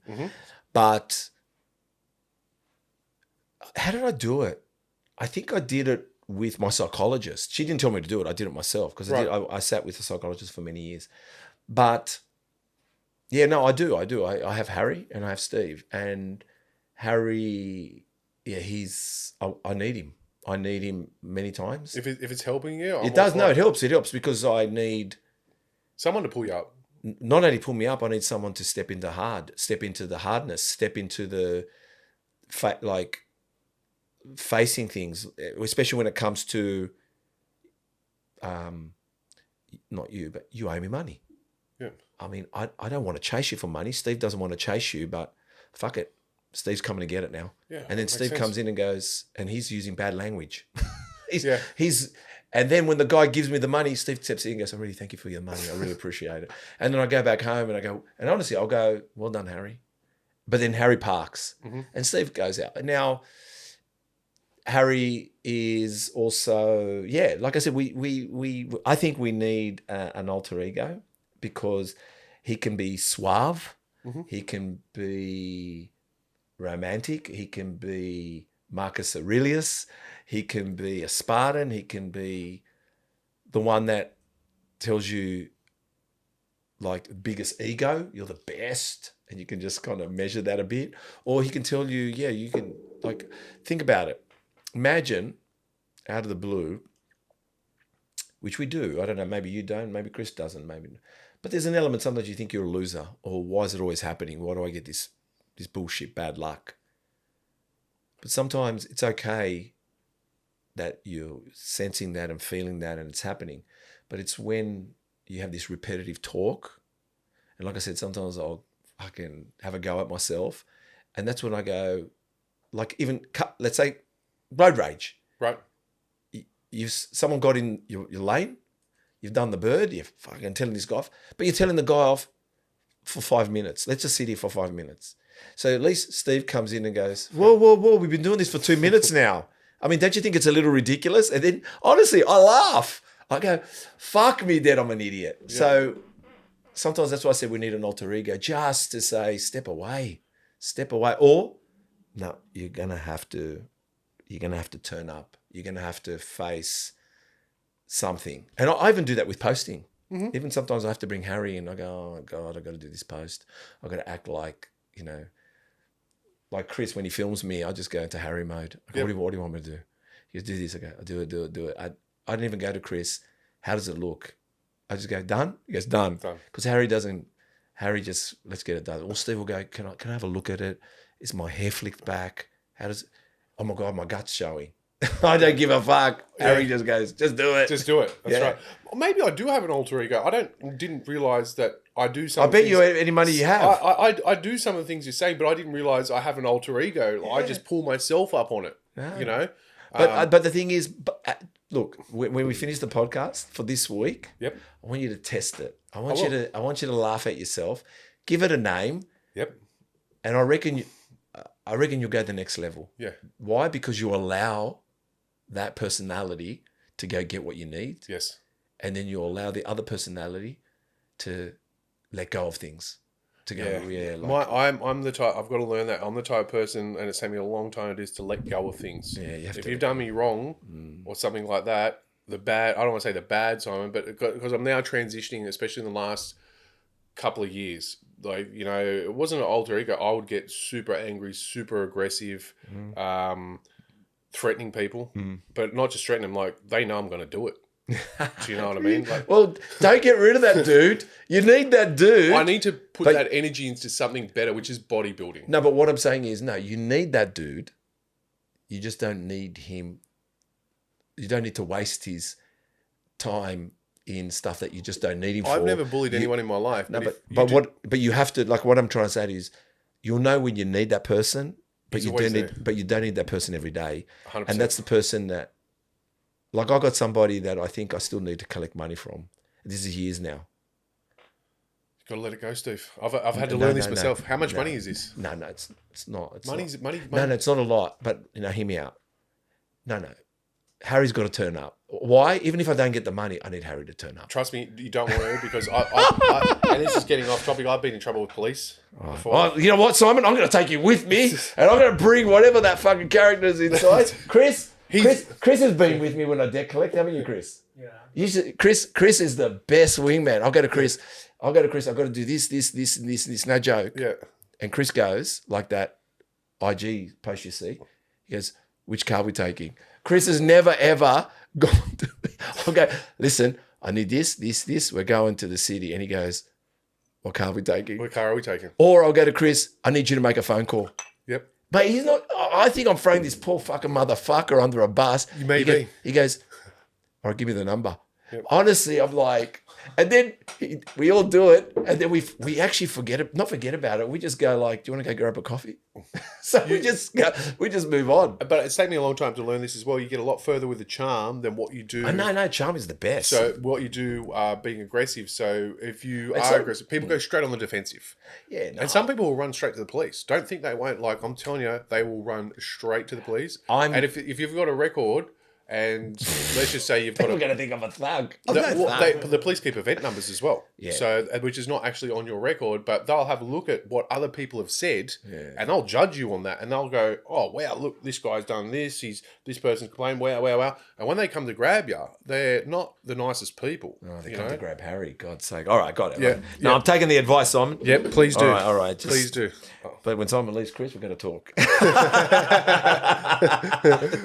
You see, you know what? Harry's come in going, I've blown my cover. So I go, yeah, no worries. And Steve's gone, oh my God, he's making sense. And Harry's going, just shut up. Just shut up. Go collect this money. Just tell Simon what he wants to hear. Just tell Simon what he wants to hear. Harry can't be locked up. He'll be in Harry's thinking, Steve can be locked up, but I can't. Exactly. Steve can go to jail. Steve can get pulled up by the police. Yeah. Well, it's not going to touch Harry. So, let's talk about when you discovered, in a sense, bodybuilding when you went to Bondi Beach. So there you are, you've gone to Bondi Beach with a mate who had not a bad physique. My friend Paul Galoob. And he'd like to have his shirt off. Yep. And then you're there and you're thinking, I'm not taking my shirt off. That's exactly what I thought. I'm not taking my shirt off. I can't remember where he was living at the time, but around the Eastwood, around that area, because a lot of my friends went to the same school as Ziz and Chesborough. Oh, yeah. But they were the generation beforehand. You know, I think Ah. we're a few years older. You know. They were out of your area, outside in your Yeah, area? we were hanging around Eastwood. Oh yeah. So one of the boys was going. He lived in Cherrybrook and he went to Marist. Okay. So we started hanging around the boys around Eastwood and vice versa. Eventually, they were coming up to Cherrybrook. You know, so we were just intermingling, if that makes sense. What was the question? Oh, you got me Well, off topic. no, you went to Bondi Beach. That's right. So I went to Bondi That's with the my start friend of Paul. bodybuilding. I went to a friend with my friend Paul, and we met these girls, and they're Italian girls. They're from the Concord area. And Have you got Italian background? well, I've got an Italian last name. Yes. So, but my grandfather, my father was adopted. He's a twin, so they were adopted because my grandfather couldn't have children. And in Italian background, it's like a tree that gives no fruit. Yeah, okay. You know. Yeah. I believe I've got Greek heritage. Oh, really? Yeah. Oh, yeah. you know, firstly, welcome, and secondly, sorry that you hung around with Italians. Yeah, well, people say I got the best of both worlds. So when I see Italians, they go, "You Italian?" I'm like, "Yeah, I'm Italian." And when I see Greeks, they go, "Oh, he's Greek. I can just see it in you." And I'm like, "Yeah, but I said this." You know what I mean? But anyway, getting back to Bondi Beach. So we were down at Bondi Beach one day, and my friend had a rotary, so we're driving down. Oh, what? RX2, RX3? He would at that stage. RX-7. A lot of the boys back in the Cherrybrook days had RX2, RX3s. The Capellas. Yes. But at this stage, he was into the RX-7s, his Series 2, RX-7s, 13B. Yeah, 13B. I remember he had plumbing work in there as his piping. This thing was brupping. Oh, wow. You know. So we've gone down to Bondi and the Rotor, you know what I mean? Yeah. And we used to go up across in this thing, and look, we've got a lot of stories to talk about, which is off bodybuilding, but I'll get on to this one because this is bodybuilding. So we're down at the beach, and it must have been him. He started talking to these girls, and they were nice girls. They were really, really, really nice girls. And I liked one of them. I just liked her, you know. And he was a good friend of mine. And, you know, we were chatting away and this, that, and the other. And I sort of, you know, give him the nudge, you know, and said, "Mate, I like this girl, you know." He's like, "Really?" And he didn't give a shit because he was meeting girls left, right, and centre because he's been training. Yeah. And I said, "Yeah, no, this girl, I like this girl, you know." We've been chatting. She was sort of into him. And we've been chatting for a couple of hours, you know. And I said, no, I like this girl, you know what I mean? And he's like, "No worries, man, like, you know, just go for it. You know, I'll sort of back off a bit. I'll start talking to someone else, you know, one of the other girls there." And I started seeing this girl from Concord. And I was living at Seven Hills at the time. A bit older. So this is jumping from 98, 2000 when just Jean Nicole died, mid-2000. We're now in 2008, roughly, from memory. And must have been 2007, 2008, because it's New Year's Day. Yeah. Anyway, we're on the beach, and I got for some reason I said to this girl, she's mentioned Angelo's at Cabarita, which I know quite well because I was living at Breakfast Point for a while. And Well, I got married at Angelo's Cabarita. no way, it's a small world. That was our reception. You're kidding? No joke. I believe you. Angelo's at Cabarita. Sorry to go into my talking. No. Tell. Angelo's Cabarita. So I met Giselle in the late 90s. 2000, I got a business in the city. I had a juice and salad bar. I was a bit like a Boost Juice. Right. Yeah, don't drink the mud stuff now. I was getting into the mud stuff. I'm Italian, not Greek. You know what I mean? No, Well, I'm probably Greek, right. but I've been brought up the Italian right. way. I think the Lebanese drink it. I think the Muslims or whatever they drink. They drink black Turkish because I've had that as well. Yeah, they drink And the black stuff. I'll drink anything. Like I said, we're all related. No, we're all related. But You just bring it on and I'll drink it. yeah, no, don't drink that. Okay. So it's up to you. But Can I get another one off, Chris? Yeah, we'll get another one, Chris. Get it, Chris. When you're ready. But the thing is, Chris is a servant, mate. Fucking, what does he think? He's See Semianidis on yeah, there. Chris is editing. He's a legend. Yeah, I mean, Legend of the world. Chris doesn't do much. So if you give him to do Greek coffee, at least he's busy because he doesn't do much here. He just sits here. He sits in the podcast and looks at fucking videos. He's working. He's doing something important. No, he does nothing. He's just got to help me decorate with Harry. But that's another story. Because he's Macedonian, and when he doesn't smile, it looks. I mean, he hardly smiles, and Macedonians are always miserable. So he's perfect for deck collection. But having said that, so 2000, I opened up business. To all the massos out there, we love Shavapi. Just so you know. We love the Vassos, and Alexander the Greek is not yours, but that's our story. So so I get a Married business in at 2000. Yep. 2001. I married Giselle in 2002. And yeah, I decided I wanted to get married in a restaurant, but I wanted it to be something on its own. And we looked, and yeah, Cabarita was what I chose. Angelo's on the Bay, Yes. and it was funny because I had this. Like I said, I'm going to divert for a second. I had this old Falcon, 1967 XR 289 Windsor. You've had some nice vehicles and I've bikes. I got heaps. Yeah, hasn't stopped. I can't remember. Sometimes I don't remember how I sold them or how I got rid of them. What I've bought. I got a list, and I still got a list of bikes and cars. So having said that, I was driving down in Five Dock on what's the main road there? Great North Road. Yeah, and this Tarago rear ends us, and now a Tarago is very strong on the front because it's rear ends us and buckles my whole Falcon, buckles it. Giselle's knee dents a metal bat. Not the Falcon. Remember the Wog Boy? Yeah, not the Falcon, mate. Rear ends it. I just got the motor done on it. Everything, it was destroyed, right? Written off. But anyway, that was because we were going to go check the reception lounge at Angelo's on the Bay. But that's where I got married. And it was a top reception. Is it still there? Yeah, I think it's changed hands, but the place is still there. So We used to go there and do our anniversaries there every year. Sit Wow, down. it's even such a used to small world. And I used to bring my kids along. So you were probably around that breakfast point, yeah. Yep, I wasn't there at that stage. But I was still in Cherrybrook. Yeah. 2001, we just moved to Seven Hills. So my grandmother passed in 2000. So the house got divvied up. Yeah. No, but I would have, like I said, we kept celebrating our yearly anniversaries at that restaurant. But anyway, Angelo's on the Bay, yes. So, and that's a long, because now I mentioned Seven Hills. I tell you what, moving from Cherrybrook to Seven Hills was a big eye opener for me. Yeah. Huge. I was in Layla Park. I was on the borderline. But anyway, let's go jump straight back to My 2000. coffee roaster used to be in Seven Hills because I got a coffee. It's not. It's gone. It's a lovely area. Yeah, you know, it's very nice. and the people. I was on the borderline. I remember the people were pretty rough, and I'm meeting lots of kids around that area at that stage. They were from a lot rougher backgrounds than me. But my father was rough, and like I said, he was hanging around like Doonside and Blacktown, and he had friends out at Hebersham. You know, back when Hebersham was like rough, if that makes sense. Someone stole my grandmother's bingo dobbers, and like they ended up finding the bloke jumped out of the fucking building, mate, to get away from my father. You know, that's what my father looked like a bikie. Anyway, Was he Greek? Is that where you're saying your Greek comes from? Your dad was Greek? yeah, but he looks more Aussie than Greek. You know, that old school moustache. But anybody out there looked Aussie. You know, he always wore an old bonds. He used to work at the markets at Flemington. Yeah. So he was there for like 30 years. Oh, then he was Greek. Yeah. a wog. Yeah. But he just looked like an Aussie. He looked like an Aussie, but you could tell maybe there was something. He's hairy, pretty damn hairy. Could even be Turkish. Fucking hairy, mate. And This Greek. bloke, this guy, And I used to hate. He'd use the soap. Did he have one eyebrow? Then he wouldn't be Greek. No, I do. Then you're Greek. Yeah, You're I Greek. do.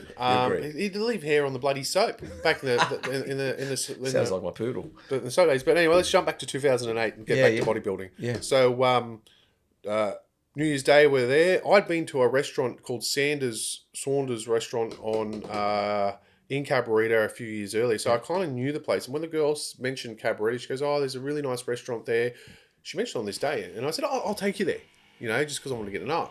I had no fucking idea where this place was at the time, because coming from Seven Hills again, I'd only been out there once. God, we travelled for girls, didn't we? Go ahead. Yep, we certainly did. And I'm glad I did, because it was a good thing for me for a couple of years, you know. Yeah, it's a great thing. Go on. And it brought me to a great area. Like, that really opened me up to Concord and another long story. And all these things built Mortdale. built me into who I am today. Anyway. Mortlake. Is it Mortlake? It's Mortlake. Mortlake. Yeah, Mortlake. So you got Breakfast Point, Mortlake. My I friends. nearly bought him Mortlake. That's why. Don't buy in Mortlake.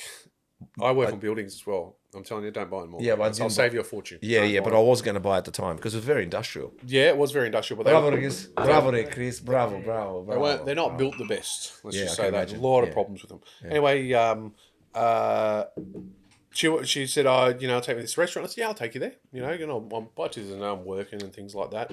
And we had a date there. So I remember we went to Angelo's.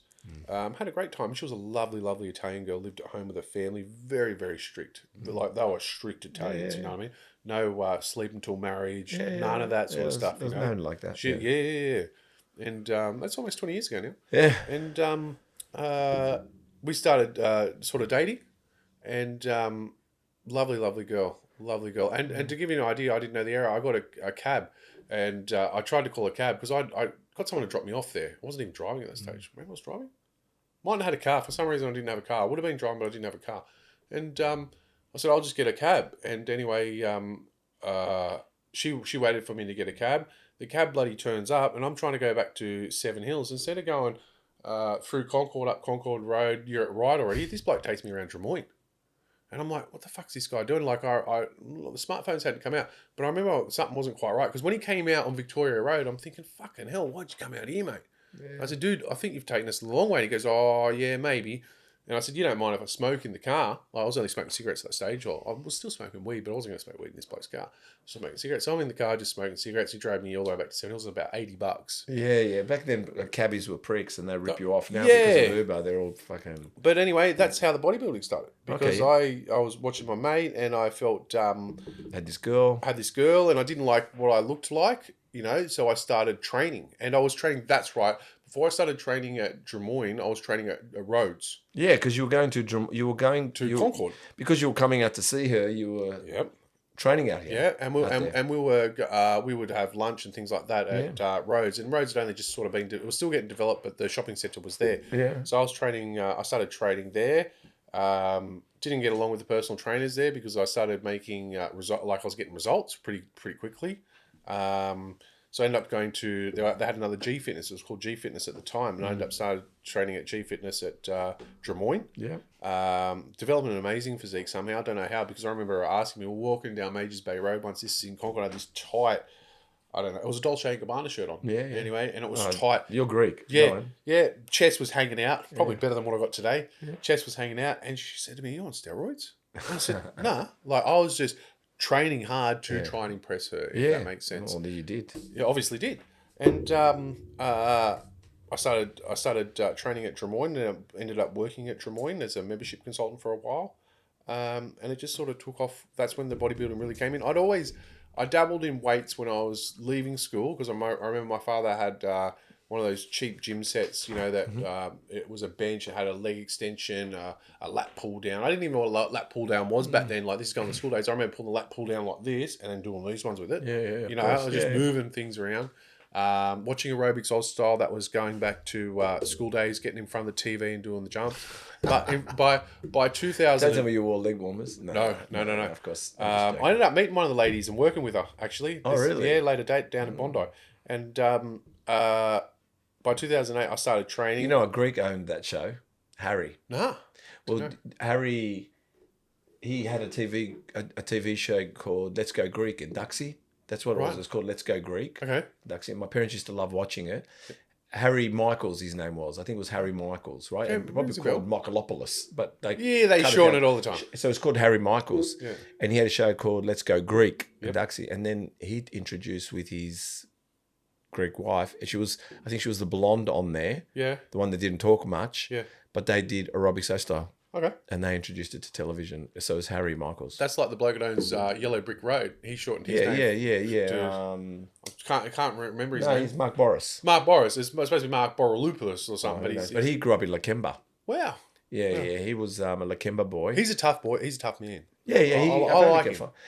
He's all right. I've tried to talk to him in person. I think, I don't know. He's all right. He seems, but he seems all right. I don't know him personally. I'm being judgmental from far. Yeah. But once I meet him in person, I've tried to talk to him. Yep. Because I've seen him. I know where he does his podcasts in Darlinghurst. And because I'm in the coffee game, I know the cafe downstairs. I know the boys very well. They're called Latteria. And I hang with them and have a little chat. And sometimes Mark's in there. And me, I think I know everybody. And I just go say hello. But like I said, sometimes they don't want to talk to you. Maybe they do. But so you were saying, so then you're getting bigger, you're training. I'm training. You're using unorthodox training. Let's talk, let's stop there for a second. I'll tell you why I want to keep bodybuilding a little bit front and center. And it's going to work with one of my comments here. I was going to say, do you think, because you said you had no fucking idea. You were just doing lat pull downs. This is going back to this before school day. So I was actually, while I was still in school, my father had like a cheap Kmart type setup, and I was just trying to dabble with it in front of the TV. Like sometimes I'd be watching aerobics. I was Yeah. for some reason I knew it was good for you. But Had what to about when you exercise. were training at those gyms in Rhodes or in Drummoyne? Concord? Did you have your principles right, or were you just training? I was just training. Yeah, because what I was going to say to you is, don't you think that today everyone's trying to find the hack and everyone's trying to tell you the secret? Don't you think that bodybuilding today in some shape or form is one big fucking anxiety? And they're just telling you everything you're doing is wrong and everything you're doing is you don't know what you're doing and you need me and you need me and you need me and I need to tell you and I need to tell you. 100%. If you're talking about personal trainers, But not yes. but personal trainers, but also because they're doing it on social media. Yep. But what I'm getting at isn't, and sometimes, like I said, it doesn't mean that they're specialists, like a general practitioner, a doctor isn't a specialist. But don't you think that back then we had no real idea, but we just knew do something, and something that something grew a muscle? 100%. And it just seemed like it wasn't, we didn't feel like we were cracking the case, we just felt the pump. That's And we 100%. I And wasn't even eating correctly. yeah, and that's what I'm saying. And we weren't even eating correctly, Eating but whatever we you were want. feeding the pump. And now today, I feel they're just stopping, like they're acting like they're making us go to the gym, but they're predominantly stopping anyone going to the gym because they haven't done A, B, C before going D. Yep. And sometimes I say to people, just go to the gym. Just go. To Just the gym. go to the gym. Don't ask anyone questions if you don't want. Mm-hmm. Grab a weight, have a go, feel it. Yep. And every time you turn up, look around. See what other people are doing. And eventually you're going to say, I might try what he's doing. I might try what she's doing. That's how it works. And then eventually you'll go, oh, maybe if I eat better too. It's just progressive stages. Progressive stages, and it's progressed exactly like that. So I remember, But today it's like one big anxiety. yeah, I don't know why. And I'll tell you why your arms aren't growing. And I'll tell you why. They I'll tell try you how tell to, I'll tell you the best chest exercise. I'll tell you the best. And you go like, insane. it's insane, don't you reckon? Think about it like this. Have you been to a really good restaurant? Yeah. But you've been to a really shit restaurant. Yeah. They both went to the same school. They both got the same degree. Yeah. Some mechanics are good. Some mechanics are bad. But it's also these food critics. They're not food critics. They're getting paid They're just to be food critics. That's right. Oh my God, this pie's amazing, and it's got this texture and this crust on it, and it's just These amazing. people make me cringe. And you go like, And then I go have it, and I'm like, this is shit. What's this fucking dickhead talking about? You know what I mean? I know, but that's what I'm saying is everything is the best. It's the best. It's the best. And you think like, mate, I put any money down, you don't even know how to cook. Yeah. Oh, wow. 100%. You know what I mean? You probably don't even know how to cook. So, like I said, it's kind of social media. It's a funny thing. It's good and it's bad. Yeah, you know, yeah, it's good and it's bad. But let's get back to bodybuilding. So around 2008, that's when I started. I was training a fair bit. I remember I was buying. I don't know. It must come from a mate. Proteins come into the, you know. Yeah. So I was going to Mike's team at Burwood. Oh, yes. And he's still in the game. You know. I think he's a trainer at World Gym Chilora. Okay, Lovely guy. But I was going to his Sup store, and I was buying Hawley's Ripped. Yeah. I don't know if it's any good, you know what I mean? But in my head, it was working. Fucking hell, it's all working. Fucking, you got to have this protein, you know? So I'm protein. I'm training. Girls ask me if I'm juiced up at the time. I'm thinking, fuck, this is working, you know? This is working really well. Obviously, I wasn't, but, you know, I was looking good. I did that for a period of time till about, I suppose, I was dating her till about 2010. And so for a couple of years, it didn't work out for whatever reason. I can't remember what happened. Something happened, and it just didn't work out. Now, after that, I would have kept training. I don't know where I started training, but I started getting into it a bit more. You know, like I was really getting into it, and I wanted to do become a personal trainer. Okay. So eventually, I went to this is a year or two later. I started studying at the Australian Institute of Fitness at St Leonard's. Yeah, who didn't? I did it too. I did it because I'm good at talking, and I have this belief system. I don't know where the fuck it comes from, but I believe I'll say it like this: you can do anything that you want, but you can only do one thing at a time. Yes. How the hell are you going to be the world's best golf player and the world's best ballet player, the ballet person? Same because if you put 50% over here and 50% over there, you're not all in. Yeah, you're not. You got to be all in if you want to be the best. You know. Yeah. Anyway, I finished my Cert 3 at the time. Hadn't even done Cert 4, and I got a job at Fitness First. Oh. Yeah, and so I'm training people at as a gym instructor at St Leonard's, and I was really good at it. Like I was really good at it, to the point that the club manager, if you were going to join the gym, he'd say, "Look, I want you to go with Simon. Simon will give you a couple of sessions, and then if you like the session, let's say it's even one session. If you like the session, you're most welcome to come and join the gym." I mean, I was training people like one session, mate, they're joining. Oh, wonderful. One session, they're joining. Good. And obviously didn't do the first. I remember fumbling and stumbling a little bit the first time. As you do. As you do. But they're just giving me one after the other, one after the other. So I just got better and better at this, to the point as a gym instructor, and it's unheard of. You're only supposed to do 15 hours a week. I was working at St Leonard's, Mossman, Lane Cove. This is all at the same time. North Sydney, and then Bondi. So I'm at 5 different places, you know. And I eventually, and it was probably my not a good choice for me, but it helped me. Everything's led me to where I am today. Yeah, of course. So I decided I wanted to go to Bondi. Even though that St Leonard's was like my home gym, I knew everyone there, got along with everyone. The club manager loved me, you know.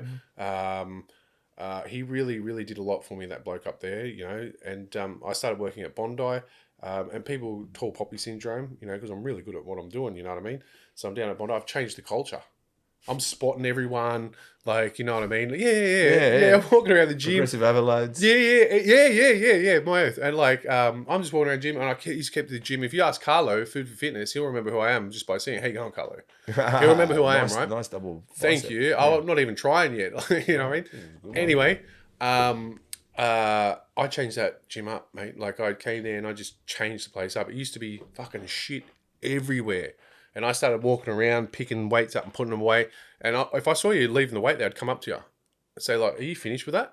You know what I mean? And you'd be like, and some people, they don't like being approached, you know? Yeah. They'd be like, there were some gangsters down there too. That's a funny story. I'll get to that in a sec. Yeah. So I was walking up to people, and I met them lovely people after a while. Anyway, I tell people, "You got to fucking put that away or what?" And people, the culture started changing. Yeah. And people started putting their gear away, to the point that sometimes I'd be that on it that quickly, I would pick up weights and be putting them away, and the trainers were still using them. They go, "Oh, fuck, we went to another machine, mate. They've come back. The weights are gone. They're back away. All the weights are in the rack. You know, it's done properly." And met a few funny characters down, like I just said, to the point. I remember one bloke. I came up to him, and he was some sort of criminal, obviously. You know what I mean? And I was only, I would have been about 28, 29 at that stage. So I'm still pretty young. And I'm telling him, "You got to do this and this," and he goes, "Mate, can you fuck off?" And I'm, "What are you talking about, mate? You know, this is my gym, mate. Who the fuck are you?" And he goes, "You're embarrassing us." That's what he said to me. "You're embarrassing us. Can you fuck off?" And I had a bit of a giggle, and I thought, "Fuck this cunt," you know what I mean? And I must have mentioned it with somebody else, and they said, "Look, you know, that bloke's a so-and-so type scenario." But in saying that, he can't tell you to fuck off, you know, because you're the gym. You've made this place what it is. Yeah. So they've gone up to him and said, "Look, mate, that's who he is. He's cleaning this place up," and we started getting along. Yeah. I remember his mate was helping me doing posing in the changing rooms. Oh, I don't know if he knew anything about bodybuilding, but he was showing me how to do certain things and what have you. And they were kind of good people once they got to know you, if that makes sense. And I met all the people down at Bondi. There was Alad Barry down there. Mm-hmm. He runs, haven't seen him in many years. It'd be almost 15 years. He runs Bondi Meal Prep. Yep. Back in the day, mate, he was a serious young bloke coming up. Wow. Yeah, mate, huge. 100, he'd be over 100 kilo. Wow. And it was good to be around those blokes, because he had his friend Dean. I remember his mate Dean, and they used to lift some serious weight. They were doing 180 kilo bent over rows. Really serious in the gym, trained like Dorian type style, which will make sense because he'd gone over to America and had been training with Chris Cormier. Now, Chris Cormier had been training with Dorian. Yeah. So that style, and then I was actually training with Alad. Like, I was paying Alad at one stage to do personal training.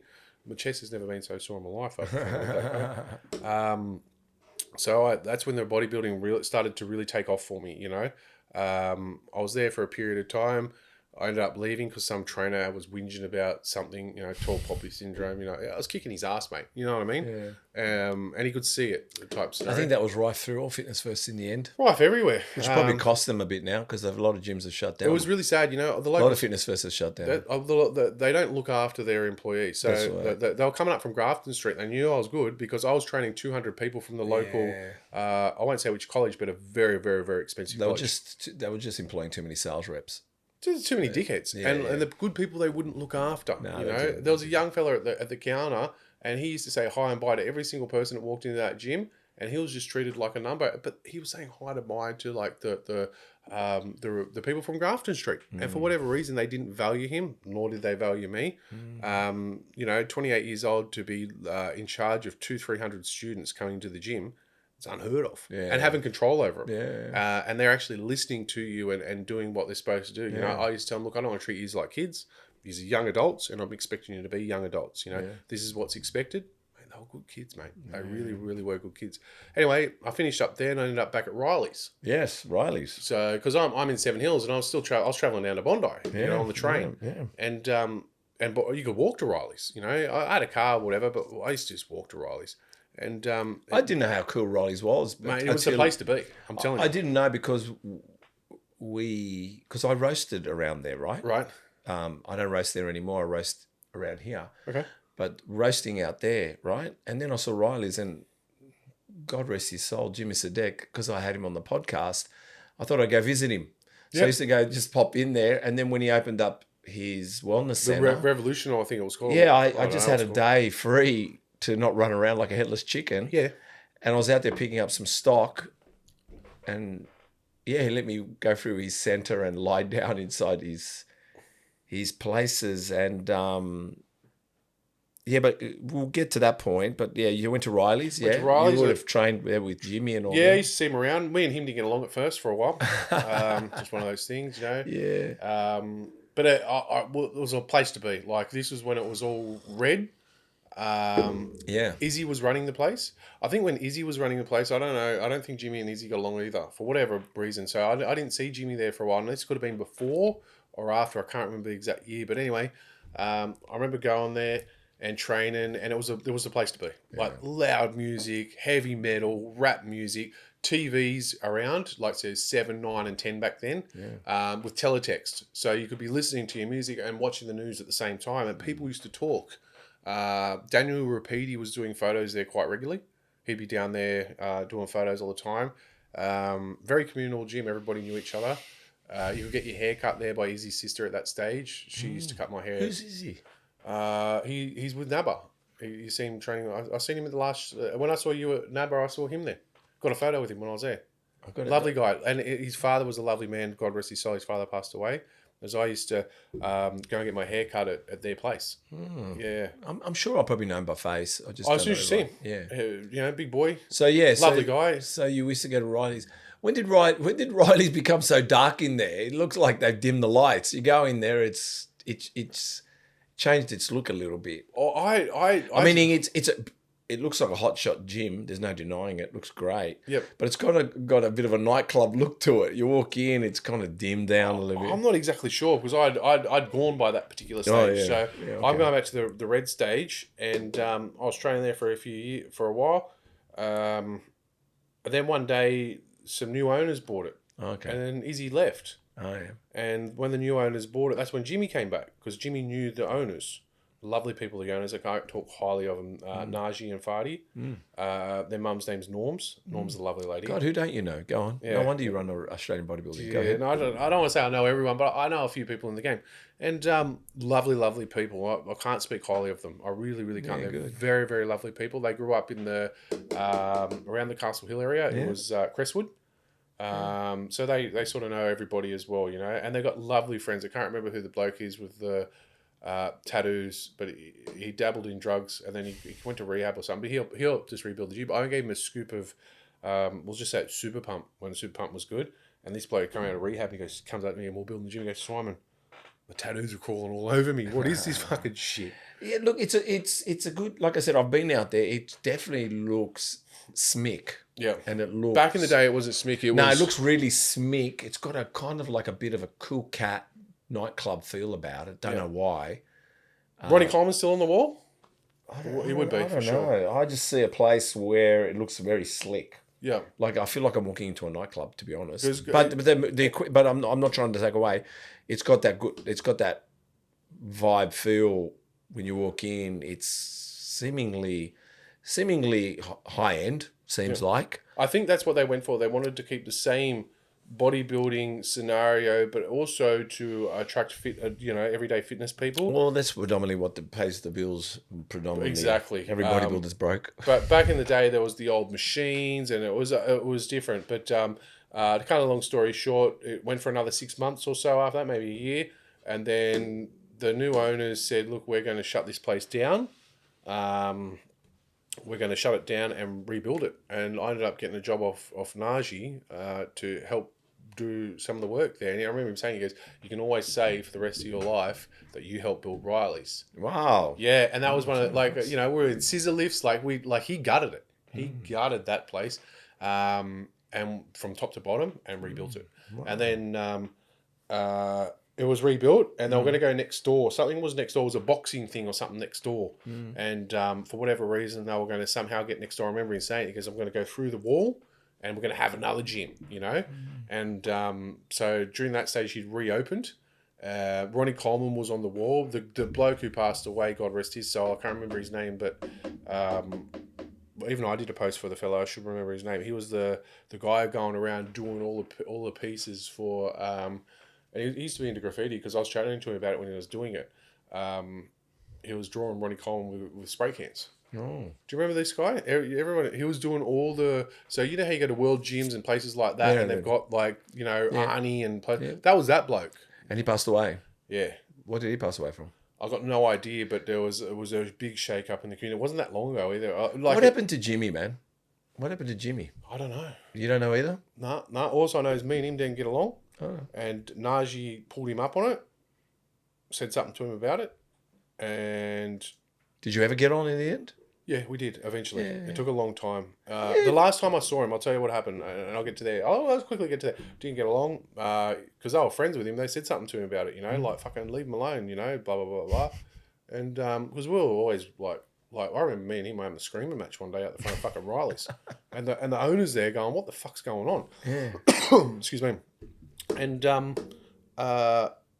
something happened. I think I left. I went, well, fuck this. I'm just going to go train somewhere else. And then one day I get a call. And Najee says, look, Jimmy's not training here anymore. He's had an argument with someone else.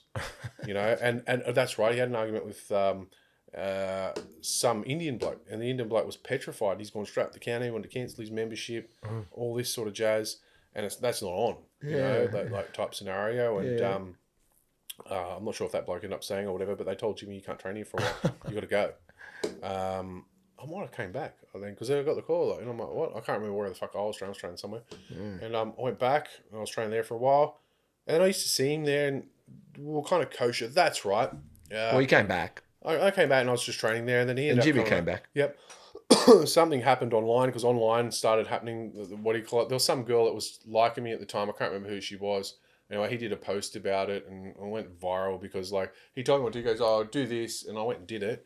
Not even fucking thinking. I went and did it, and he, for some reason, he told me to do it. He snapped a photo of it, put it online. This chick's lost it, bro. She's fucking lost. I don't even know where she's from, probably around this area. She's like, my brother's in Goulburn, and when he fucking finds out, right?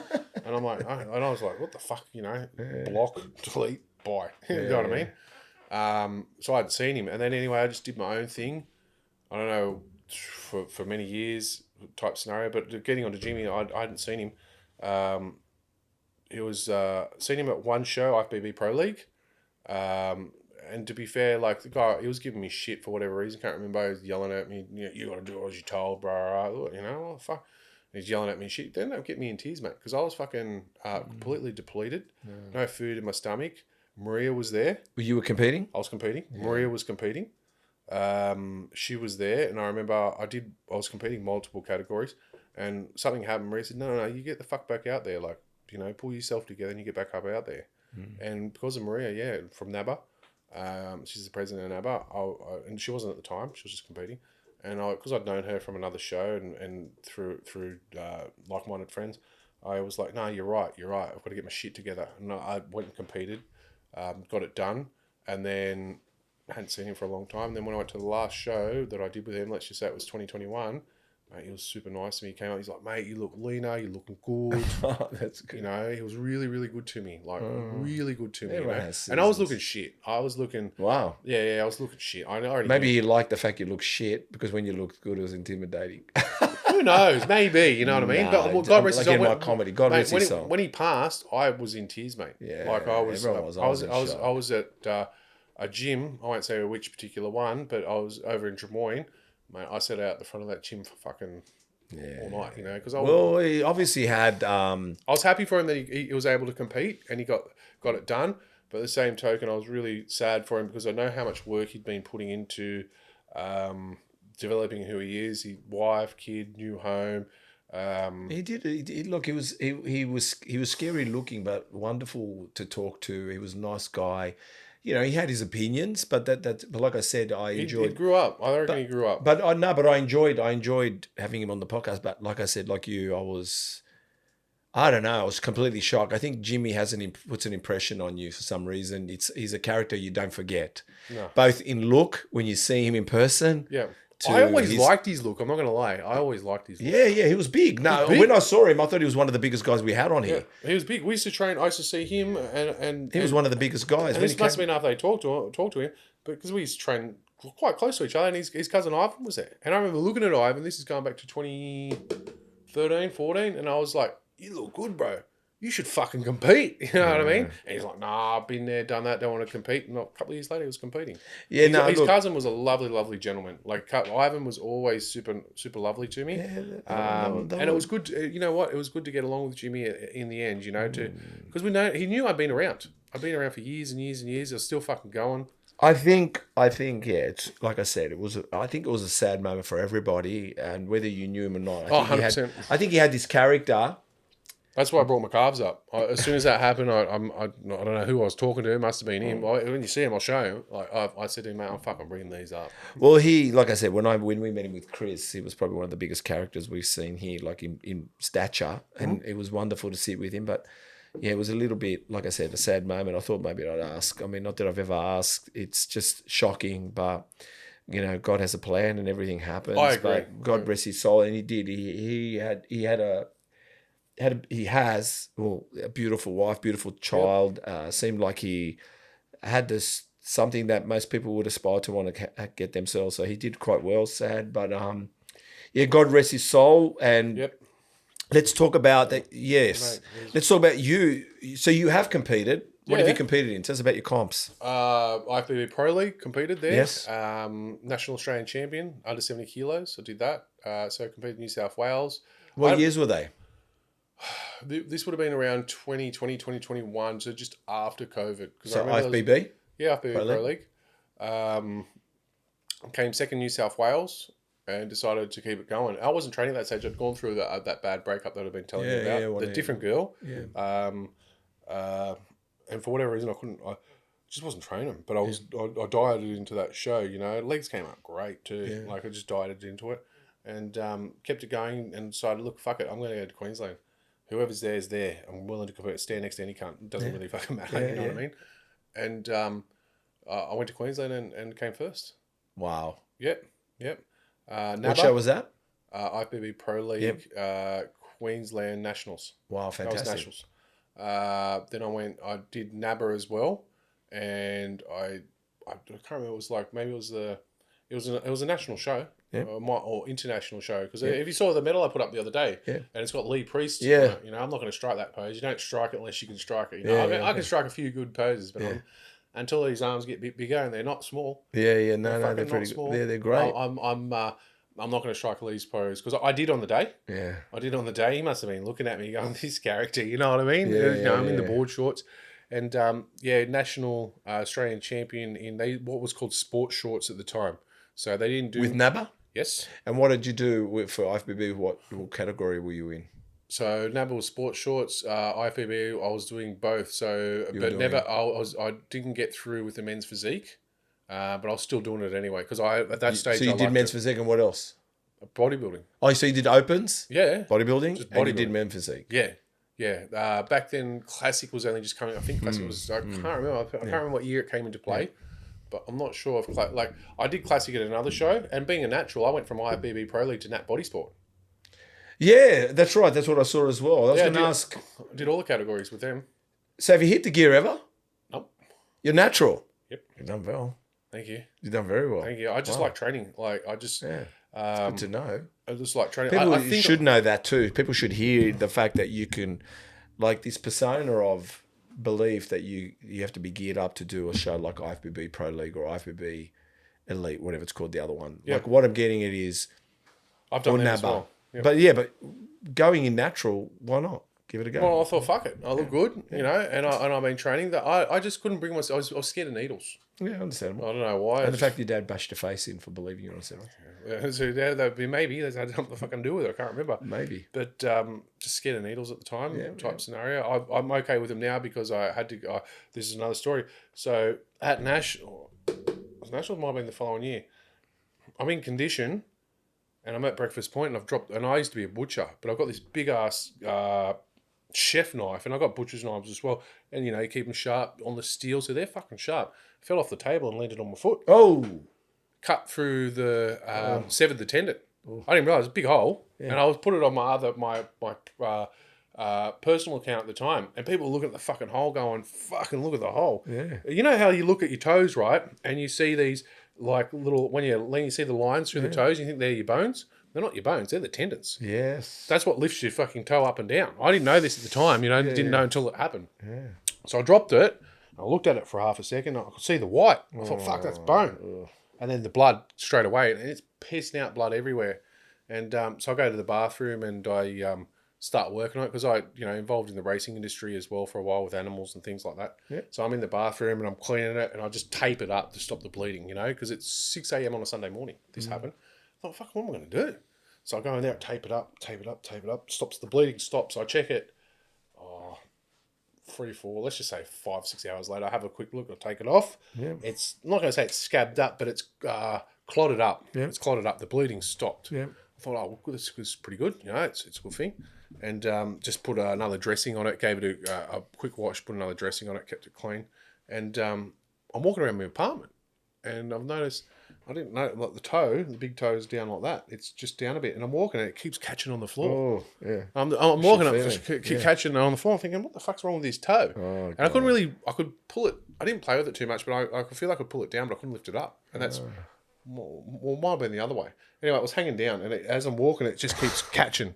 And I thought, fuck, there's something wrong with it. Yeah. So I went to work, just kept working and didn't really, I'm hoping for the best, I suppose, at the time. I'm hoping for the best. Yeah. And I told someone else about it, and they said, mate, you should go to the fucking doctor. After about a week. It would have been about a week, and lucky I did.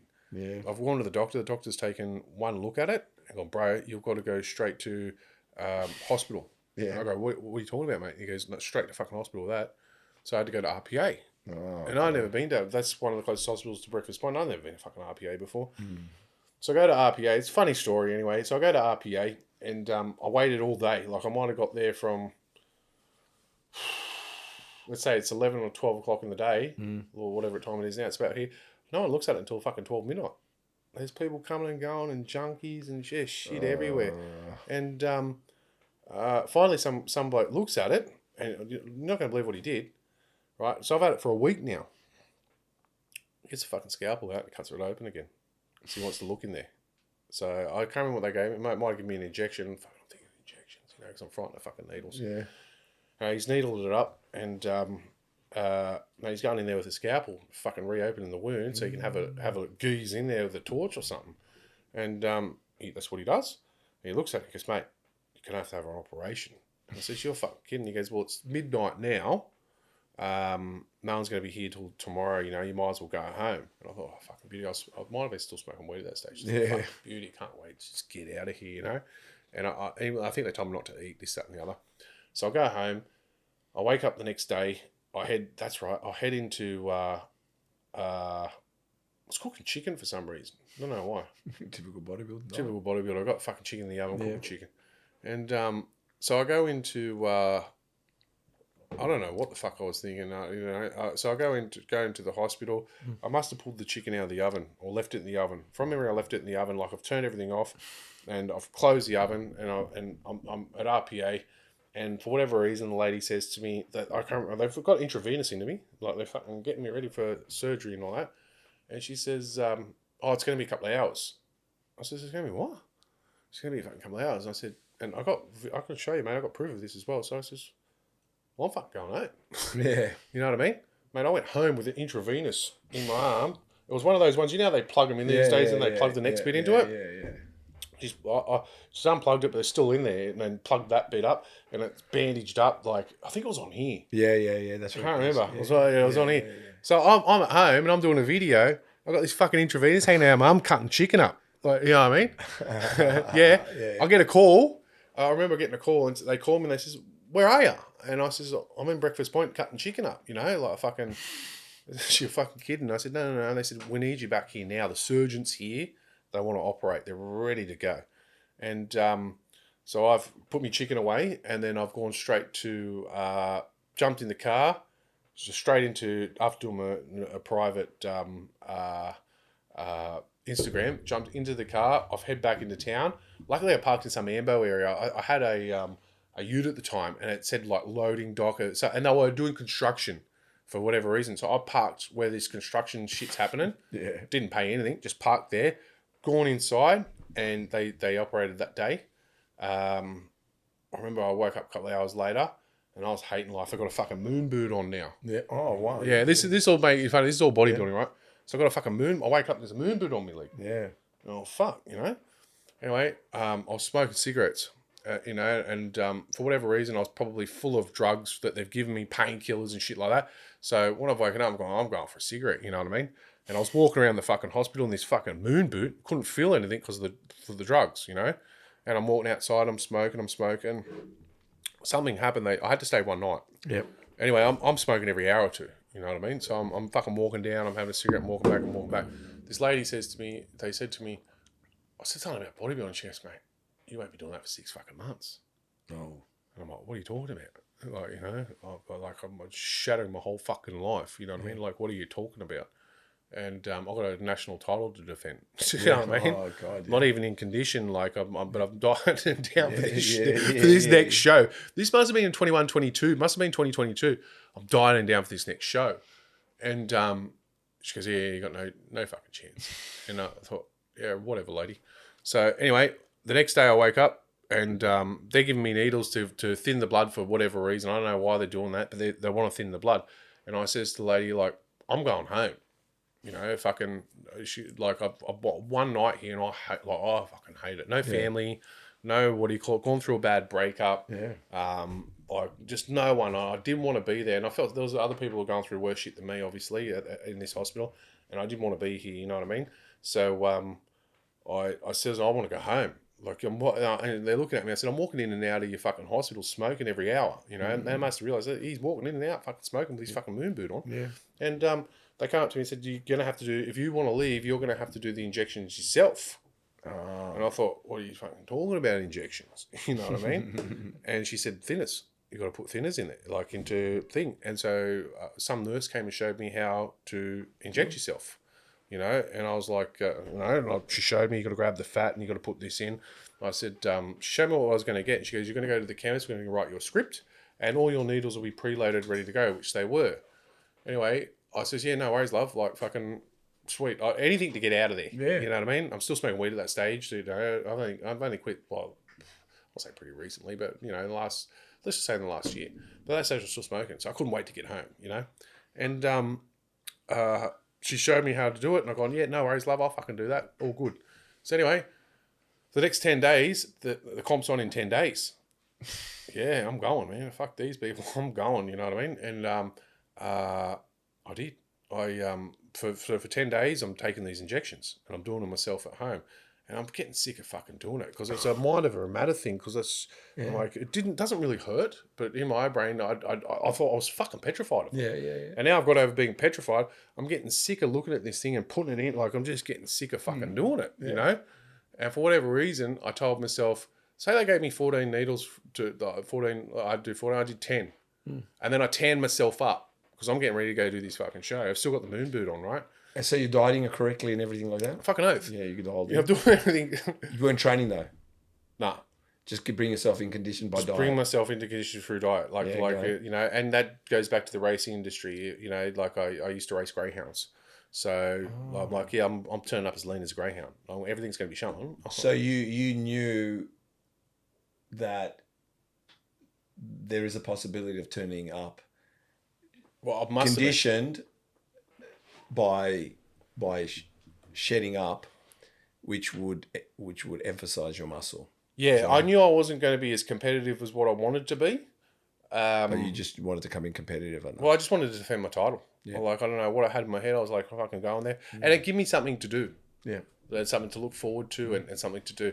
So after 10 days, the tan goes on. Once the tan goes on, I was like, well, I don't know if I can fucking put a needle through the tan because I don't know much about needles. Yep. You know what I mean? So I was like, screw this. And I put them away.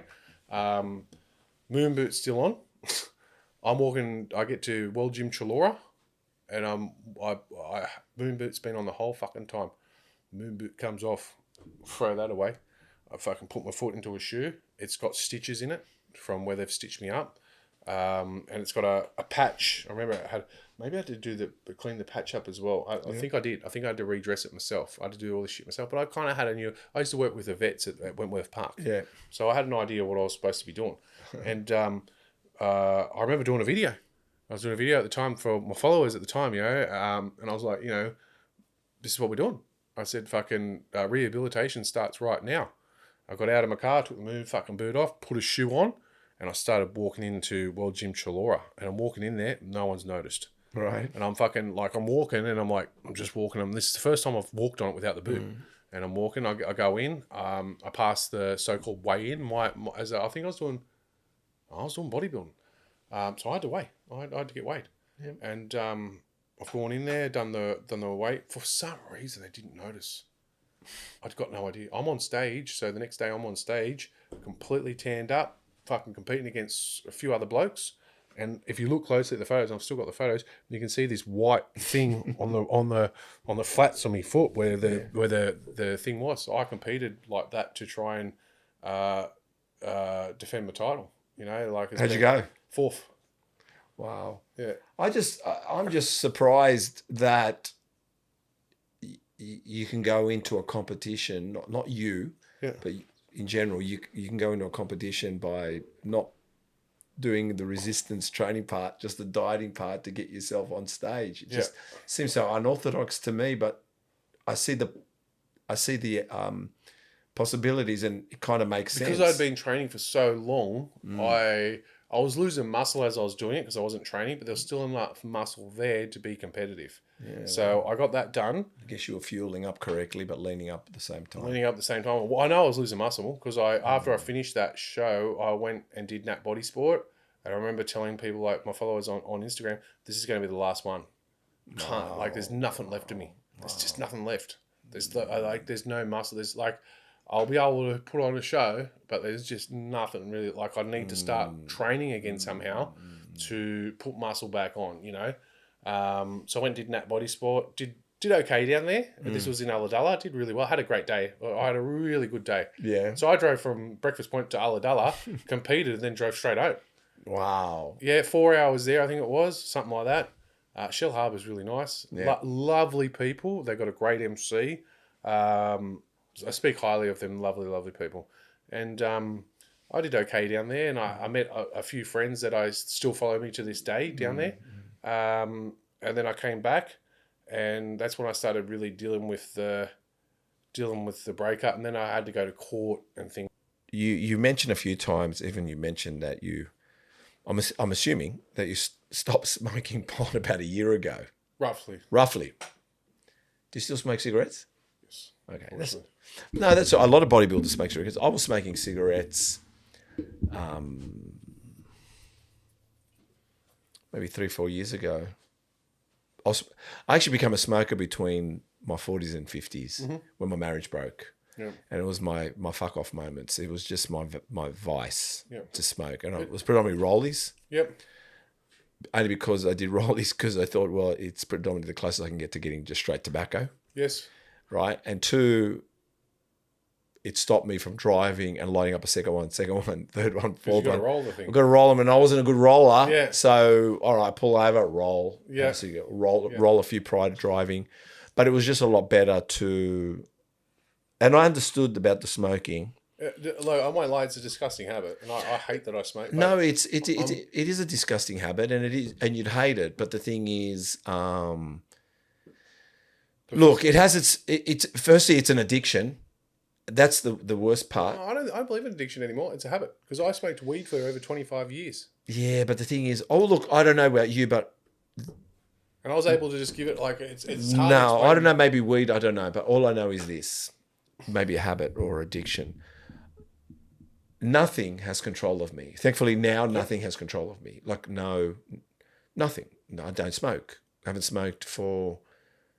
I probably haven't smoked for 4 years. Right, I haven't smoked for four. You're not missing out on it. No, I'm not missing out on it. And to be honest, my ex, she smoked, and so I was I was a casual smoker, but I was never hooked.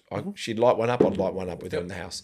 But I hated smoking, but I'd go out, go to a dance party, I'd smoke. There's nothing wrong with that if you're not. But I was never doing it. But from 44 to 51, I was smoking. I was a smoker.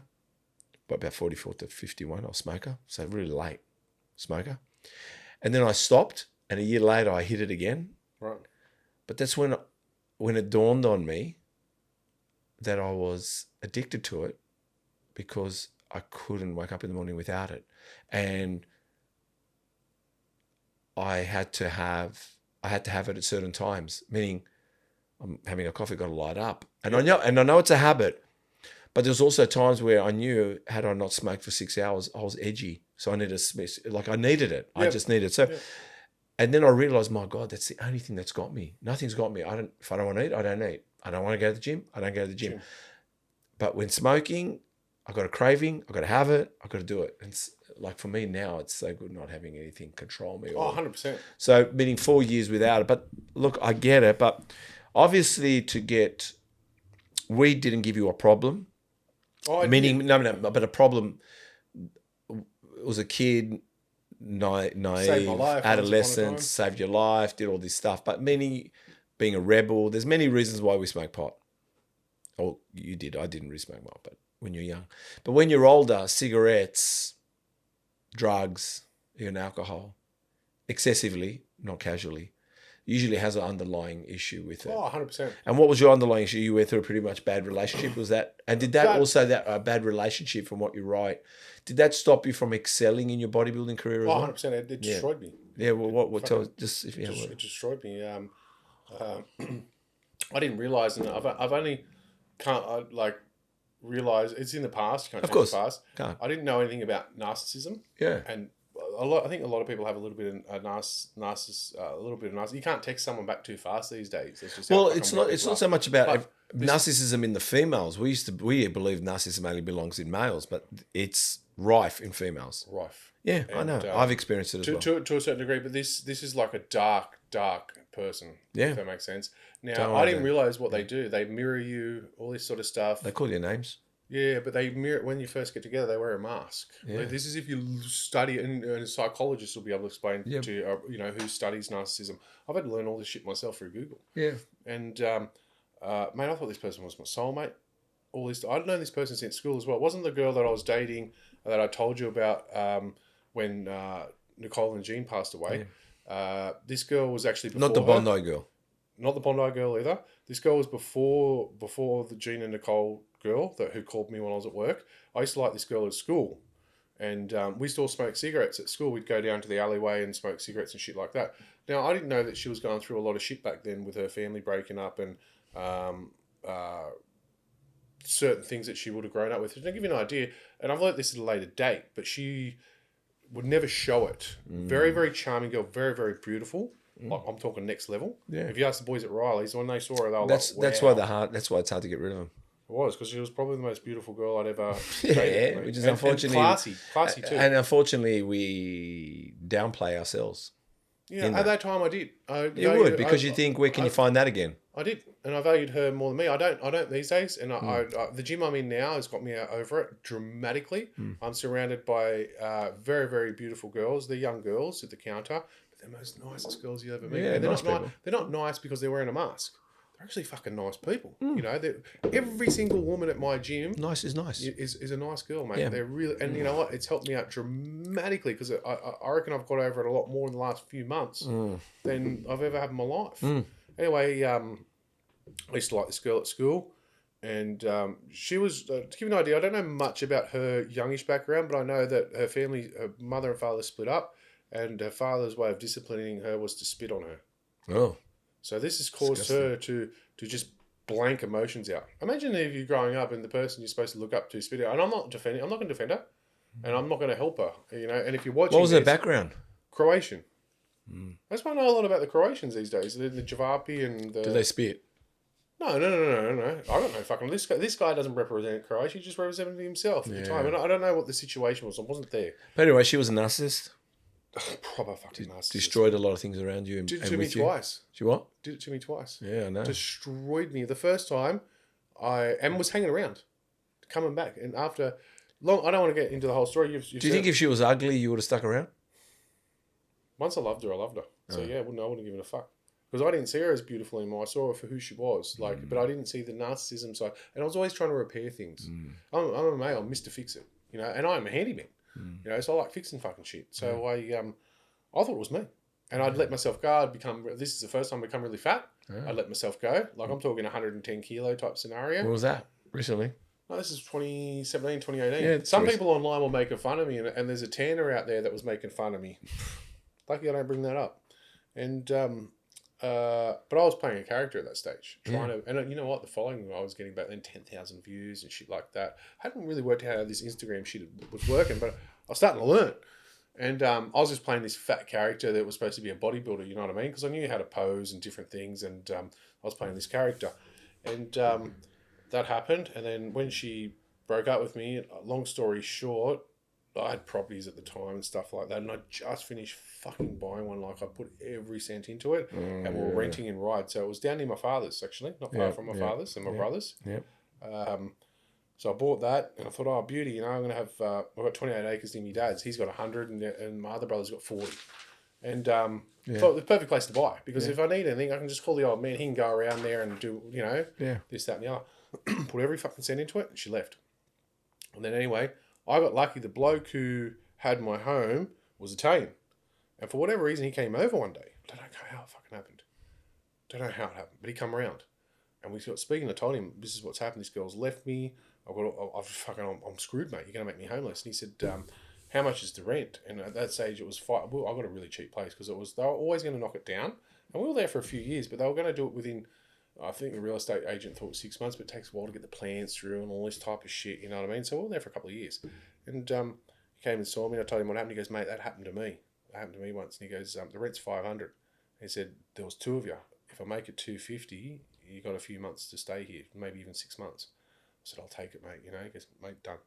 So he called the agent up, and he told the agent, reduce his fucking rent. Wow. Yeah. That's very fortunate. Very fortunate. Anyway, somehow I was getting the money up to, because I'd just finished working on another home. I was working on another joint, and somehow I was getting the money up to pay for this place. I had a couple of greyhounds at the time. I wasn't racing them anymore. They were pets. And this girl was still coming back, mate. Still coming back. So I was constantly trying to repair things. What they do is they come back for the supply. I've got good energy. That's why the page goes well. Yeah. And she was coming back for this energy to of course they come back for the energy.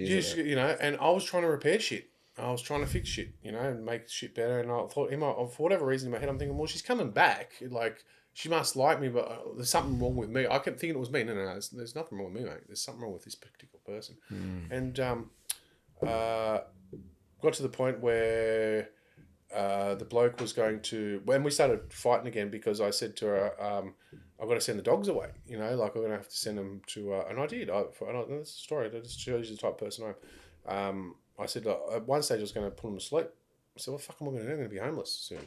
Another month or so. And I go, I haven't been able to save. Like, I'm just fucking getting this rent done, you know what I mean? And it wasn't much, plus I had living costs and shit. I wasn't working at the time. I was doing a little bit of handyman work on the side, mowing a few lawns, shit like that. But so everything happens for a reason. Anyway, got to the point where I couldn't stay there any longer, and I was fighting with her on the phone. And we decided I was going to send him to a boarding place. So she reckoned she knew someone in the industry, and they asked for their names, and I give them. I said, "Why the fuck do they want their racing names for?" You know, because I knew I've been around the game a long time. So I said, "They only want the racing names to find out if I've got far lap here, mate. Do you know what I mean? And maybe they can breed with it or something. You know what I mean?" I said, "They should be able to give them names. You know these people." And they said they'll look after them. I said their fucking pet names is Pineapple and Tiny. That's who they fucking are. Anyway, she wanted the racing names, so I give them the racing names. The bloke wasn't interested. I said, "You fucking piece of shit." And so I made a couple of calls because I'd worked at Wentworth Park, and I've been around in lots of different games, and knew a few different people. I'd worked at trial tracks and shit like that where you break in dogs and things. And I spoke to this bloke. He was in Bathurst, and I told him who I was, and he goes, "Yeah, mate, I'll take him. No worries." And I told her, I said, "This bloke's going to take him just on my word of who I am." And we sent them there. She said she'll help pay because I said, "I'm going to be homeless now," and I was. And she paid for probably about 5 or 6 weeks, and then stopped paying. And I said to her, "You can't fucking do that to these type of people. Like you gotta fucking pay. Like, you know how Harry wants to go staunch these people. You don't want to get staunched by these type of people. You know what I mean? They're in the racing industry." And I said, "So you gotta fucking pay. This bloke's taking him on my word as well." I said, "Not only do you gotta pay, you're gonna make me look like a fuckwit. You know what I mean? And my word's gonna mean nothing because of you. You wanted." I said, "I wanted to put him down. You know." Because I know what's going to happen to me, you know what I mean? Like, I know I'm going to be homeless and this, that, and the other. I didn't want to put them down, but I thought that probably it's going to be the best thing for them, for me, you know what I mean? Because you're taking them from a home. That's the other thing that people don't understand. You're taking them from a lovely fucking family home, and you're going to dump them somewhere, whether you're paying for them or not. And it fucked up one of them, actually.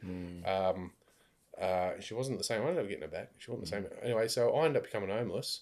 She paid for 6 weeks. We're arguing on the phone over it. And I said, "You got to fucking pay this, but she's not paying." So I had to come up with the money before I even eat. I'm out fucking outside homeless, and I'm coming up with back then it was only $70 each. I was going $140 a fucking week from nothing to make sure those dogs would eat. And I did that for a period of time, long time, and we stopped talking. I left a letter on her car because she started ghosting me. So I had to drive all the way out to fucking Parklea. And I'm the type of person to knock on your door, you know what I mean? Like, type scenarios. Your family's there, I don't give a fuck about them, you know what I mean? But I'm not knocking on the door. I've got morals and shit, you know what I mean? Like, so I just left a note on a car, and I said, give me a call. This, that, and the other. She reckoned I wrote some biblical shit on there, and I probably did. I don't remember, but I would have wrote, "Give me a call in the name of the Father and the Son and the fucking Holy Spirit. You fucking call me," you know what I mean? And police came and arrested me. Fuck. So yeah, fair income. I'm not kidding. Over a note. So don't ever leave a note on the person's card because that was apparently stalking and intimidation. So anyway, I fucking get this AVO, and I got to go to court and all the rest of the jazz, and didn't speak to her for about 6 months, and I shouldn't have, but I contacted her even though I was an OVO in place and said it was a birthday. I wished her happy birthday. I fucking wish I didn't do that. So I did that, and we started talking again. And you ended up together again. Yep, she came back. Well, I had to sell a property. When I was at that stage, I was living at my mate's house, still paying for the dogs, and she was even coming to my mate's house. I was living with my mate and my mum, and his mum, and I remember saying, "What the fuck's she doing here for?" And I didn't know. She used to come over like once a week, but we would go out. She would pick me up and we'd go for a drive. We used to go walking around Urala and places like that in Concord, and I was just in love with her, mate. You know, I didn't know what the fuck was going on, you know, and I was very cloudy and foggy at the time. I remember that. Like, couldn't think, very, like, cloudy as fuck and foggy, and my whole life had become crashing down, you know. And that's right. When I was living with him, when she took the AVO out, because the police had come to the door, my mate's mother said, "You're going to have to move." She don't want no fucking police there. Yeah. They'd only knocked on the door. But that's spooked her. Well, she wasn't even home. Like, the neighbour saw it. Yeah, but still, She didn't want they care about what the neighbours think. And I was telling the mother, like, I said, yeah, but the thing is, you're talking about, like, I mean, she's just protecting her home. She's protecting her neighbourhood. It wasn't her fault. It wasn't her fault. Anyway, so I But you actually became homeless. I was homeless before I moved in my mates and mothers. Where were you living? I stayed in the garage for about 3 or 4 days until the bloke put the fucking they put like shit around the house before they knock it down these days. So I was staying. I wasn't supposed to. I was coming back at night, staying in this garage for about 3 or 4 days. And then you were staying inside a gym, weren't you, for a while? Yeah, this is a different time. So anyway, but I ended up staying in the car. I was in the car for You're in about... the car. You even changed your car, didn't you, so you can get a van? Yeah, this is that... You had a another- ute, and you Yeah, had to turn I the had to ute. stay in the ute the first time. So I Yeah. stayed in the ute for fucking about a month, and it was driving me crazy because I was getting... I wasn't even getting 4 hours sleep a night. I was getting like... Let's just say I was getting 4 hours sleep a night. Okay, insane. Think about it set me insane. 7 4s are 28. So I'm missing 28 hours worth of fucking sleep per week. Yeah. I did it, and like I was getting filthy at it, you know what I mean? And she was still coming. And she'd give me money for cigarettes and shit like that because I was fucking getting real angry, mate. Like, you know what I mean? Like, you fucking did this to me. Do you know what I mean? Yeah. Like, I would have been getting real aggressive too. Yeah. Fucking oath I was, because you did this to me. You know what I mean? I know not to do that these days. Yeah. But I was pissed off. Like, your fucking feelings has cost us so much because, you know. So and now I everything look was back- crumbling around you, and Crumbling she around kept me. coming back. Yep, I didn't realise, and I reckon now there must have been somebody else. At the time, I didn't know because I was so cloudy and foggy. When you Were you having sex with her? No, not anymore. No, No, but during the time she was coming back. no. Where? Like, you know. Oh, I don't know. That's what I'm saying is, I mean, No. sometimes... No, we were engaged and we didn't really be sleeping to each other for a while. But I reckon she was sleeping with some other cunt. I do these days. Anyway, I was just foggy, mate. Foggy and cloud. I've just lost my fucking place. I've lost my partner. I've lost my fucking dogs. I'm sleeping in the car, losing 28 hours worth of sleep per week. It's amazing you didn't Do anything. check out. I was too angry. Thank God you were too angry. I was too fucking angry. You know Thank what I mean? God you were I was too right- angry. And that's right. I remember saying that to my father, and I said, and I shouldn't have said this, but I said it to him. I go, mate, a fella can't even kill himself in peace. I've got fucking dogs to pay for, mate. They're relying on me to pay the fucking bill. You know what I mean? So, you know, How come you didn't go back to your dad's and stay with him? he lives 3 hours away. Still, It's in the middle of nowhere. It's just, you were sleeping in the middle of nowhere. not sleeping in West Ryde, mate. I'm sleeping in West Ryde in a car. So I was able to, and I was going to my mate's house all the time, the one I ended up moving in with, him and his mum. And he had a place that he was doing up. He had a little granny flat out the back. So I had someone to talk to. Yeah, you needed that. I needed that. Had someone to smoke weed because I was smoking weed at that stage. And I remember I used to leave his place at say between 8 and 10 o'clock at night. I'd be there most of the day. Leave at 8, 10 o'clock at night because he'd got a granny flat out the back. And I'd leave it then. I'd be going to the car, and he saw me going to the car. I'd be going to the car to go sleep. And sometimes I'd even go down to the West Ryde Hotel. There's a hotel there, and it's open all night because I had to have a few drinks to fucking be able to sleep. You can't sleep in a ute. Yeah. Especially a Hilux, a workmate Hilux. It's just it sits up like this. The seat does not go back. Yeah. You had to sit like that. And I remember my legs started feeling funny after a while because they weren't getting blood to them and shit. Wow. And so I did that for a period. She's still coming to see me. Like, What was she getting from you? Probably energy as well. And she used to pull in on I think she probably maybe a little bit of guilt, even though narcissists don't feel empathy. She knew she was doing the wrong thing. What did she need? Cigarettes? She wanted weed? No, I fucking needed cigarettes and weed, bro. From her? The cigarettes, yeah, she didn't get me weed, but she needed cigarettes. No, but what did she need from you besides your energy? Just that? Yeah. Wow. Anyway, so I didn't know. I'm clouded and foggy, man. So I don't know what the fuck's going on. I'm trying to fix shit. I don't know if she's doing shit behind my back. Now I look back, I know she probably was.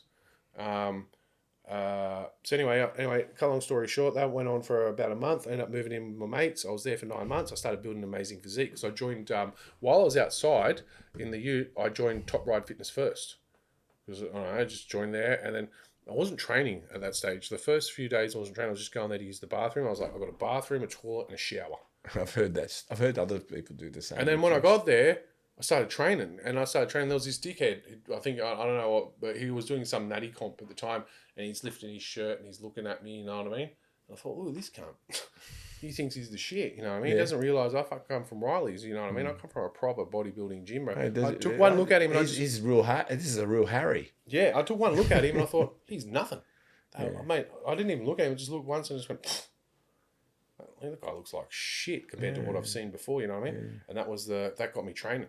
So I started training, and I developed an amazing physique in 9 months. I was living at that gym, the Top Ride Fitness First. I was there all the fucking time. Where were you sleeping, in the car all that time? No. I was only in the car for a month, and I moved into my mate's house and his mother, and his mother. So he was out in the granny flat. But then later the mother thing happened. And then you're back in the car. Nope. Where'd you go from there? I had to sell the property that I just finished buying beforehand. It was in Bungonia. I had to sell it to get into Breakfast Point. So I sold it because I had no money. And I wasn't working. To rent in Breakfast Point? Yep. I was clouded as fuck. And I went and did my Cert 4 in that 9 months period I was at his place. So you're a personal trainer? Yep. Yep. So I finished my Cert 4 over at Parramatta. Man, I was fucking foggy. I had no idea. Okay, She's still coming and going. She's still coming. Hey, give me an idea how narcissistic this fucking person was. I didn't even realise that she wrote every single cent down in a book. And I was going on about it on a computer. Thank goodness she bought me a computer. I need a fucking computer. I paid for it in the end. But I didn't realise she bought it as a gesture, as a gift. This sounds scary. She's scary, mate. They wear masks. Anyway, I was... because she knows I go through with shit. I'm talking about the washing machine, Chris. It's getting scary. Someone wanted to buy... Go on. So what washing machine? Someone wanted to buy me a washing machine, and I go to Chris, fuck that. No one buys me a washing machine. Well, I needed a computer. I was going to fail this course. So I've been going to... I joined at Parramatta. Long story short, it was paid for a long time ago. And they said, if you just pay $500, we'll let you into this $10,000 course. And I told my mate, and he goes, do it. Like, it's going to give you something to do. No worries. I've been going for probably a month and a half, and the bloke teaching it came up to me and he goes, you're behind. So what the fuck are you talking about? What do you mean I'm behind? I'm here all the time, mate. Like, I'm doing my thing. He goes, oh, you haven't done any of the computer shit. I said, what fucking computer? Because they all had computers. Everyone's got a laptop. What course was that, the Cert 4? Cert 4. Yeah, This is 2019. They've all got computers. I don't even really know how a computer works to this day. And I said, fuck. So I ring her because she's been coming and going, remember? And I says, I only need a fucking computer. And I don't know what I said to her. But anyway, she came and bought me a fucking $800. She would buy me whatever I wanted. She must have felt guilty because I remember she was trying to buy me a MacBook. Oh, wow. And I was like, no, like $3,000. And I was like, no, I don't need no. I just need what I fucking need. And I said, they've all got smaller computers. I want a small one. So I got the small one. And I got like a young fellow was sitting next to me, so I helped him out with all the practical side of things, and he helped me out with the theory of this stupid little computer fucking thing. And I got through, and for whatever reason, we had another argument. And somehow, she just went back to the ghosting and all this type of shit. She must have been seeing some cunt. Now I look back on it, I know. And I didn't. It just took me years to get over, Steve. No, you wrote it, and... You must have fell apart, and that's just it. I'll give you a tip. That's just a fucking smidgen, mate. You know what I mean? That's why I said. That's what I think I did in my intro. That just I'll let me go into the story because I want to get this story before I forget. I got the computer. I finished the course. She starts ghosting. That's right. The reason I had to move out of my mates because she went to the police again. Yeah. Or someone in her family at the fucking police, and they came knocking on the door. And they're taking an AVO out against me. That's right. And this is the second time. Yeah. Second time? Yeah. Or first time? First time. I don't know. Anyway, either or. So 6-7 months later, I just said it, and I was in great condition because I've sold the property. I've got into Breakfast Point. While I was at West Ryde, I had to sell the property in Bungonia. Sold the property, didn't want to, but I sold it and ended up with a good amount of money in my account. And I moved to Breakfast Point and decked the place out. Like I'm talking, had to go buy a washing machine again. I had to go buy a TV again. I had to go buy a fridge. Like from nothing, fucking everything you see, basically I had to go do it all again. And I didn't buy shit stuff. I went to Demir Leather. Yeah. So I had a fair bit of money in my account. So I went to Demir Leather. But I'm clouded, you know what I mean? So I'm not thinking properly. And decked the place out. And it would have been about... I messaged her in May for her birthday. I said, happy birthday. And then she goes, you can't fucking talk to me. There's no video. That's the worst. She tried that shit. And I said, yeah, no worries. I'll leave you be. Fucking, no, you're right. You're fucking right, So I left it. And she started contacting me about a month later. And mate, when she came over, she had me in bed either on the first or second occasion. I can't remember. Like that. But I loved her, mate. Loved her with all my heart. And I was getting ready to do comps, so I was doing. I'd been training. I was in great condition, and I'd met Amy Fox. Yeah. And I was. She ended up being my coach, and she was I was learning a lot of posing through her, and she said there's these comps coming up, ABF, Australian Bodybuilding Federation up the coast. Yeah. I want you to go do that. This will be good for you. And she ended up coming with me, my ex-partner, for the ABF. We did all that. And she hung around for another 6 to, let's say, not quite 12 months, at least, let's say 8 months. She was around for about 8 months. We're sleeping together and this, that, and the other. wasn't sleeping with her when I was started doing the comps because I was so depleted. And we got into a couple of arguments and things like that. And she fucking went and did it again to me. Fucking started ghosting me and stuff like that. It fucking broke me, mate. Well, I just got my dog back too. When she came back, I went and got my dog back. God, sounds like a Rocky story. Yeah, it was. It's built me into who I am today, mate. It really has. And I'm in the most beautiful gym I could ever ask for. Surrounded by the most amazing people. I said the girls at the gym are so good to me. Try not to get upset. She fucked me over. She fucked me over. And she did it to me again, and I was fucked. I was fucked for months and months. Like, I started threatening every man in the family. You fuck who you are, bro. Like, I was just losing it. And like, I was getting real upset. I'll bring any cunt. Don't matter who you are. I don't give a fuck who you are. Wow. And I was losing it. And these people, I think they were frightened because they're like, he does what he says he's going to do. So there's your alter ego, mate. I think that's what it is. So I... At least I know who to call when I need something done. Yeah. Well, not anymore. No. I'm trying I will to do call you, mate. I will call you just... If someone does something to you, well, I'll give you a tip. I was driving down the road and just getting off topic. I seen that one of the gym owners fall over. I was getting ready to punch on the middle of the fucking Parramatta Road. Someone's attacking him. I'm fucking stopping the car, mate. Who are we fighting? There you go. And I don't want to be like that. So I got in trouble. I was in and out of court and all this type of shit. And it took a few years to get through, like court systems and paying tens of thousands of dollars. And couldn't lift weights at the time. So that's when I finished those comps. I just couldn't lift weights. Like just the thought of picking up a kilo weight felt like 1,000 fucking pounds. And people ask me, "Why you go to the gym? You should be able to train. You could train at that." I was like, "Oh, I just can't." And how are you now? Well, I'm back. You're back. Fucking back. I was running Australian Bodybuilding. That's when did you start that? I reckon about 20. If you go through the page, it was like 2021. So I was in Breakfast Point, and how did you come up with the idea? Just again, I was so foggy at the time, I couldn't tell you. I just I wanted to help people. I just wanted to get back into the industry, and I think because it depends, Chris. I finished a few comps. Just because I want to answer a question. I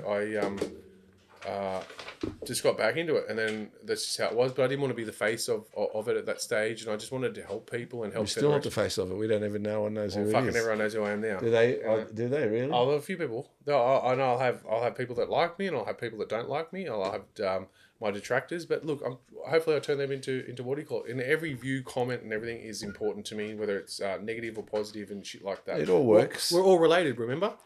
Well. So that's my brother from another mother writing some shit about me. So feel free to do it. Keep filming if you're going to need to get some content. But I'm back now, and I've been back for a while, and been training for a while. So this year's been one of the best years of my life. I had the Supreme supplements helping me. Johnny's the most amazing. Is that like a sponsor? Yes, certainly. Well, talking about them, they got a question for you, mate. Oh wow. Yeah, they got a question for you. That guy here, if you could he knows the story. If you could say something to your younger self to motivate, to be better, what would you say? That's from Supreme Supplements. I motivate and help younger people all the time because I can give them the right information to do some of the things that I didn't do and what have you. I would say everything happens for a reason. Okay. Everything happens for a reason. And without darkness, there can't be light. Without rainy days, there can't be sunshine. There can't be a rainbow without a rainy day. So everything happens for a reason. What's it? No matter how bad it gets, happens for a reason. I know I should be typing this, but no matter how bad, go on. No matter how bad it gets, you just keep moving forward. You can't without darkness. There can't be light. Keep moving forward. Without darkness, there can't be light. Yeah. Without rain, there can't be a rainbow. Without darkness, you can't have light. Yep. And without rain, you can't have a rainbow. Okay. And God has a plan that you won't realize. And the other thing I will say is, and I know this now, is feelings come and go. And a perfect example is, and you can write this any way down you want. Have you felt sick before, but that you're not feeling sick now, are you? No. You felt sad. You felt sad in your life, haven't you? Yeah. And you've also felt happy. feelings come and go. So whatever you're going through now, I'm telling you, let's just say you're feeling sad, and I can help heaps of people now because I've been through some shit. If you're feeling really, really sad and what do you call it? That'll go, mate. It's just a feeling. You know, you felt happy before, you felt sad before when someone's passed away, you felt sick before. Feelings come and go. So this feeling that you're going through now will go. I can't tell you when it's going to go or how it's going to go, but I promise you it will go. Well, let's get through a few little more questions. Yep. Let's see if we can go speed questions here. Speed them up. Oh, Sorry. I was wondering what that noise was. Don't worry. I noticed yesterday you posted burgers and fries with your ginger beer. Yes. And you said this is the best part of bodybuilding, eating food and getting huge. Yep. Why the burgers and fries? Because I know it's good for you. Huh? It's good for you. It is good. If It you're a is. proper It was an body- old school burger too, wasn't It it? certainly was. And do you know where I got it? Cabarita Junction. Cabarita Junction. Yeah, so you would have to go there. You would have drive past a couple of little shops. That's to right. Angelo's, those couple of little shops. Didn't they have the little service station there as well, or a cafe, or a not a service station, a car cleaning place? There's a car wash there now. Yeah. Yeah, that's still there. Is that where the burger place was? Yep, that's where Was it it is. That's not where it was. That's where it is. That's where it is? Yeah, and they make the best chicken. So I didn't realise after that I'd actually grabbed half a chicken as well and chucked that in the car, which I had at the gym. But people are frightened to eat. Yeah, I was going to ask, what are your thoughts on diets, calories in, calories out? Well, I had a bloke tell me recently, and this is going to give all the secrets to bodybuilding away, right? Your body, you got good carbs and bad carbs, but you're probably aware in some regard. Obviously, a sweet potato is going to be better for you than a donut if you're bodybuilding, yeah? Like, depending on what your goals and what have you. But a gentleman taught me not so long ago, and he's smart, mate. He does like supplement. I don't know what the word is, but let's just call it supplement psychology. Like, this cunt knows everything there is to know about fucking supplements and eating and shit like that. Your coconut water is your best electrolytes. He's very, very clever. And he said to me, Simon, your body doesn't care where the fucking carbs come, if like carbs coming from, as long as it's getting carbs. I says, what do you mean? And he goes, like, obviously sweet potato is going to be better for you than a fucking donut. Because if you're out and you can't get sweet potato and there's donuts there, fucking eat them. Wow. Eat them because your body's going to convert them to glycogen. All right. It's going to convert. It doesn't give a fuck where they're coming from, as long as you're getting them into your body. And when he started telling me that, that's when things started making more and more sense to me. I was like, you know what? That's like, I'd prefer to get sweet potatoes, but if I can't get them into me or whatever, rice, I'll eat a fucking donut. I didn't do good food prep today, so it's donuts. Yeah, Donuts so for me. think about, and this is why you see... I think we've got macro foods here we can eat. Macro foods look amazing. So think about why you see bodybuilders doing cardio. So wouldn't you prefer to have the glycogen and everything the muscle could need in the body? Yeah. So that if it goes, shit, I need fucking food now. It's in there. It can take it. Yeah, it might store a bit of fat from the donuts, but who cares? That's what cardio's for. But at least the food's fucking in there, and it can get it. That's why they look Makes good. sense. Does that make sense? So and you mightn't get as fat off sweet potatoes as what you are the donuts, but like I said, you're better off getting those carbs into you than not getting them to you at all. It's true. You become too depleted. Yeah, And what's your training style? I'm old school. I freestyle everything off the mirror. No fucking program. None of that shit. Yeah. I look at the mirror and I go, I know what needs to be worked and what doesn't to a certain degree. Because I've been doing it for so long. But I go off the mirror, so I look at things and I'll be like, I need to bring those up. I need to do this or I need to do that. But I'm training so much now in the gym I'm at, I basically work on what's not sore. And I've got a couple of injuries. I'm still going. I popped a rib or broke a rib a few weeks back, and Charlie saw it. Like, he knew I was in pain. I fucking kept going. I hurt my back a little bit. That was my fault. You know, it was just a little spine injury. It was gone within a day or two. But I tore something in my quad. I should have probably got it looked at, you know, but I didn't. And I'd say it's a grade 3 strain. It was, the pain was worse than the rib. The rib, even let's just pretend the rib was broken. I'm pretty sure it was, because I googled it, said pop rib or broken rib. There's nothing we can do. There's no putting it in the cast. You're just going to have to take it easy. And I don't take this easy, but you're going to have to just take it easy and it'll repair itself. And I went, oh, that's what's going to fucking happen. But every now and then when I moved on it, this was let's just say it was a month ago, I'd niggle it like a sprain. So I was just a bit cautious with it. This quad tear, oh my God, the pain from it was just phenomenal. Wow. Was it more at night? It still pains to this day, like, because it's only a few weeks ago that I did it. But the first couple of nights while I was sleeping, it was like a toothache in the leg. And it just hurt me then, but it was just throbbing. There's nothing like, it's very much repaired now. I actually tried to do something with it the other day and realized, it's not quite ready yet.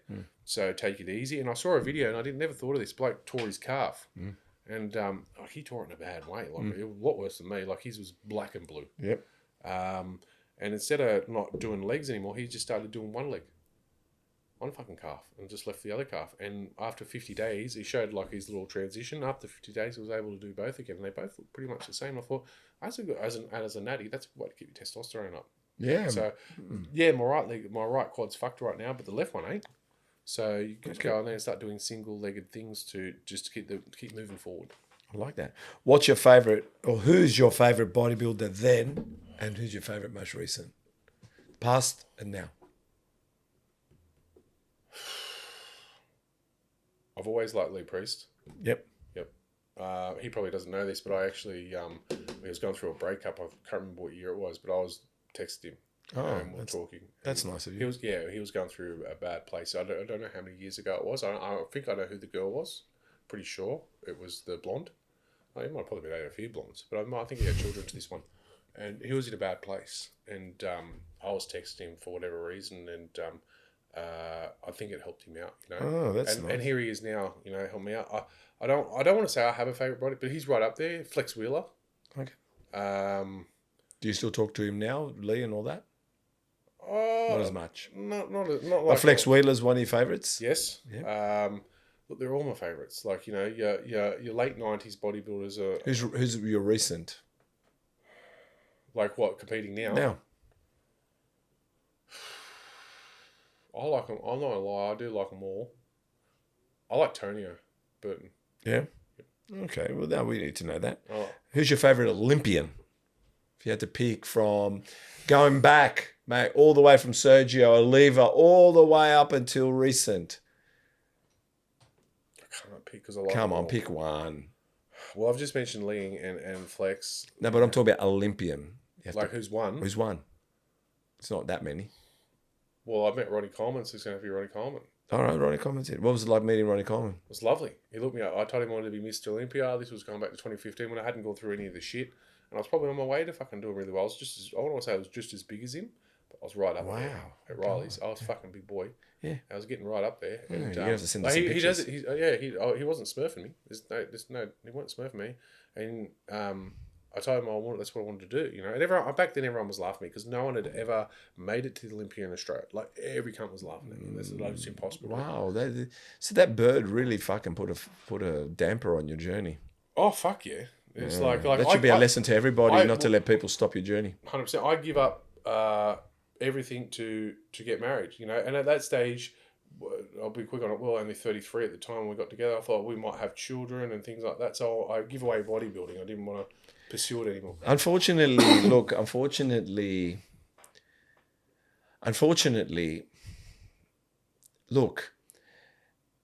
who you choose as a partner, and I think it goes both ways. But I can only talk as a guy. Right? I can't sit there and talk like a female. I'm not a female. I don't understand the feminine side. I don't understand.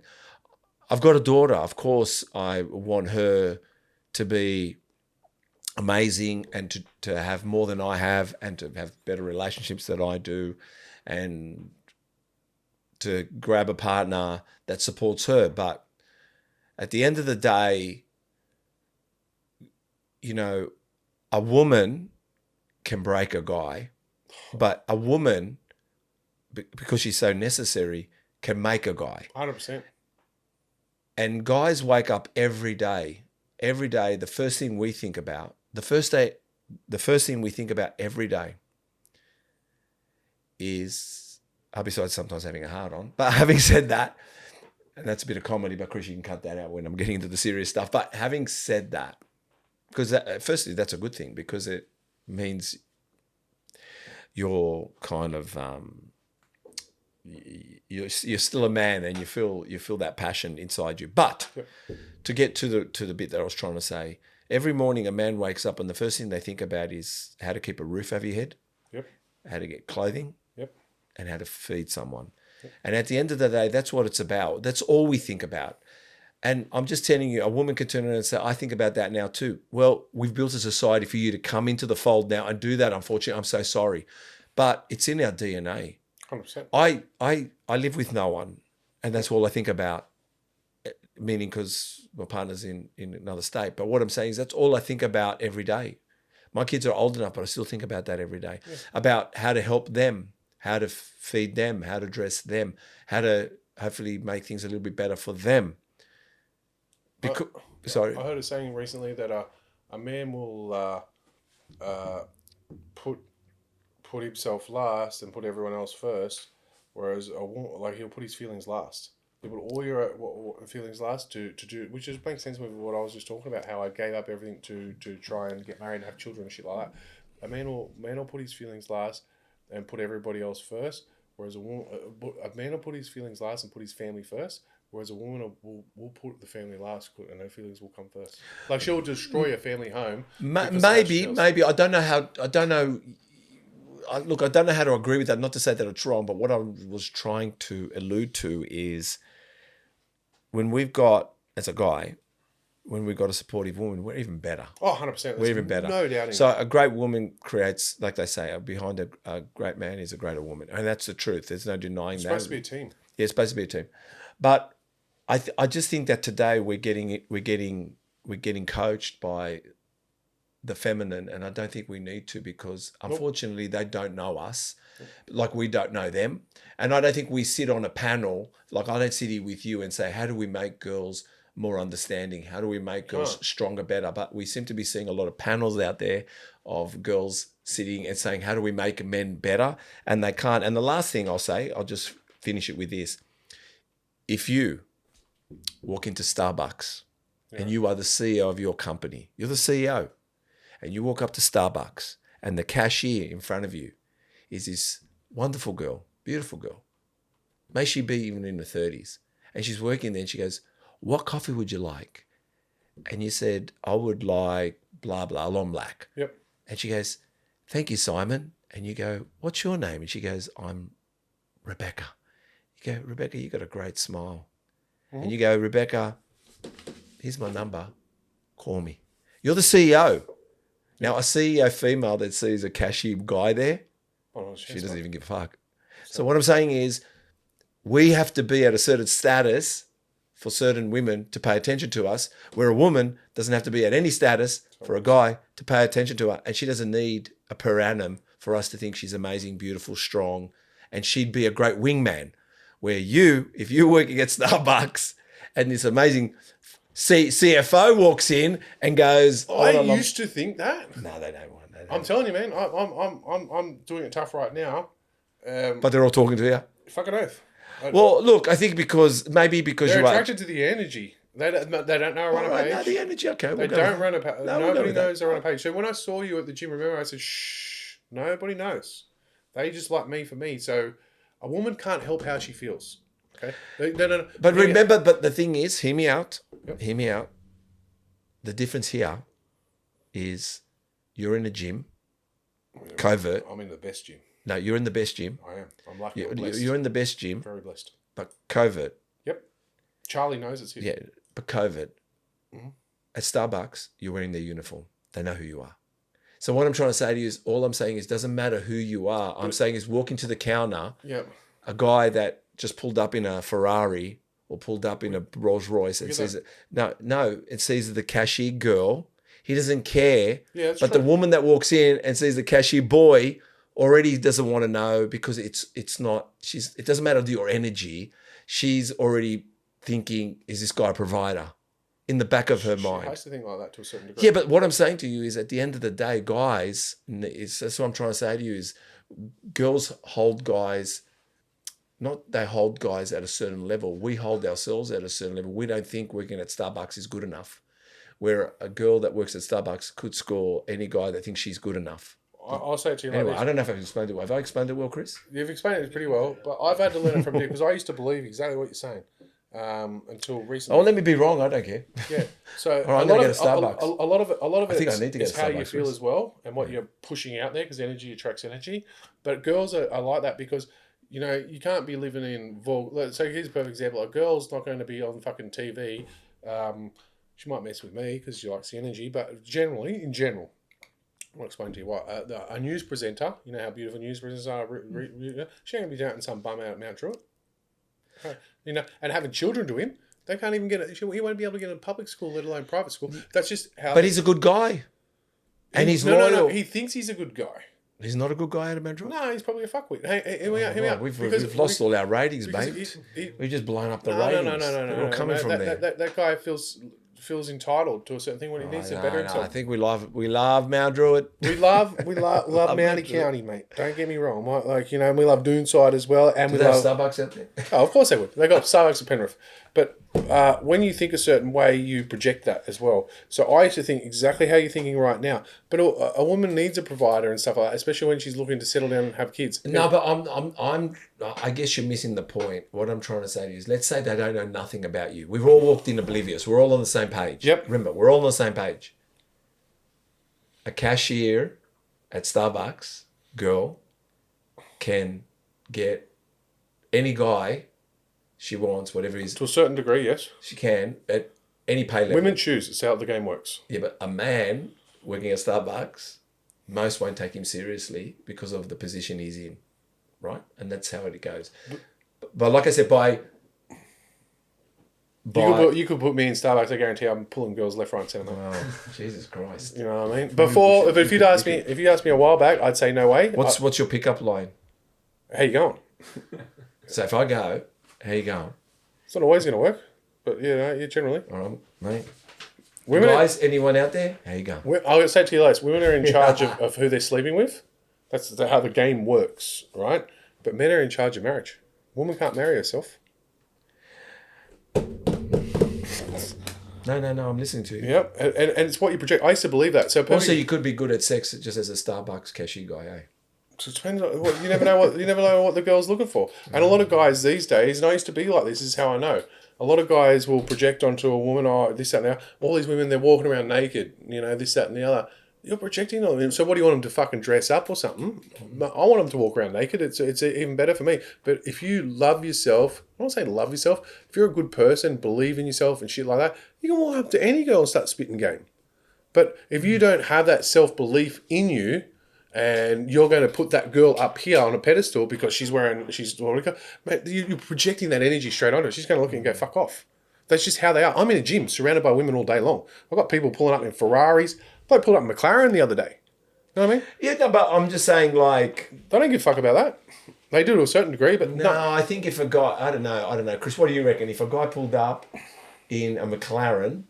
And they're the wrong girls. Gym, a guy pulled up in the McLaren, right? Pulls up in the McLaren, and the girls are looking out the window, and the same guy pulls up in a Kia. I picked no, but a guy pulls up in a McLaren. Datsun, mate. No, a guy pulls up in a McLaren. No, remember, just hear me out. You got to hear me out. Oh. No one's talking here. I mean, not here. Yeah. No one's talking. They're up at a window. They're looking down in the street. The guy's got blue eyes. He's relatively. We're not going to go into Brad Pitt, but he's relatively okay looking. You know, he looks like Chris. Relatively okay. Yep. And he pulls up. You know, he's all right. He pulls up in a McLaren, Chris. Pulls out in a McLaren. Yeah? Yeah. And the girls are looking from the window. What do you think they're thinking when they're looking from the window? Oh, if I only knew what the girl was thinking. Yeah, but what would you think if they're pulling up in a McLaren?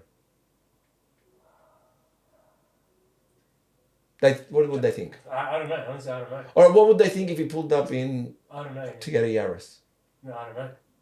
No, but what I'm saying is, would they think he's got something more to offer because he's pulling up in a McLaren or not? No, I don't think so, no. No, am I shallow?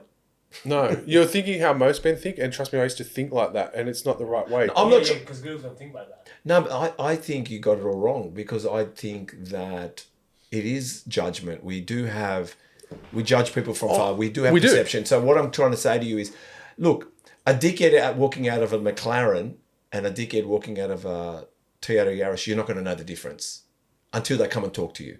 Until then, you're not going to know. But when you first look at somebody with what they pull up in or what they drive in, it's automatically judgmental. What I'm saying is, what would a girl think her choice of man would be if they both pulled up. She'd probably pull.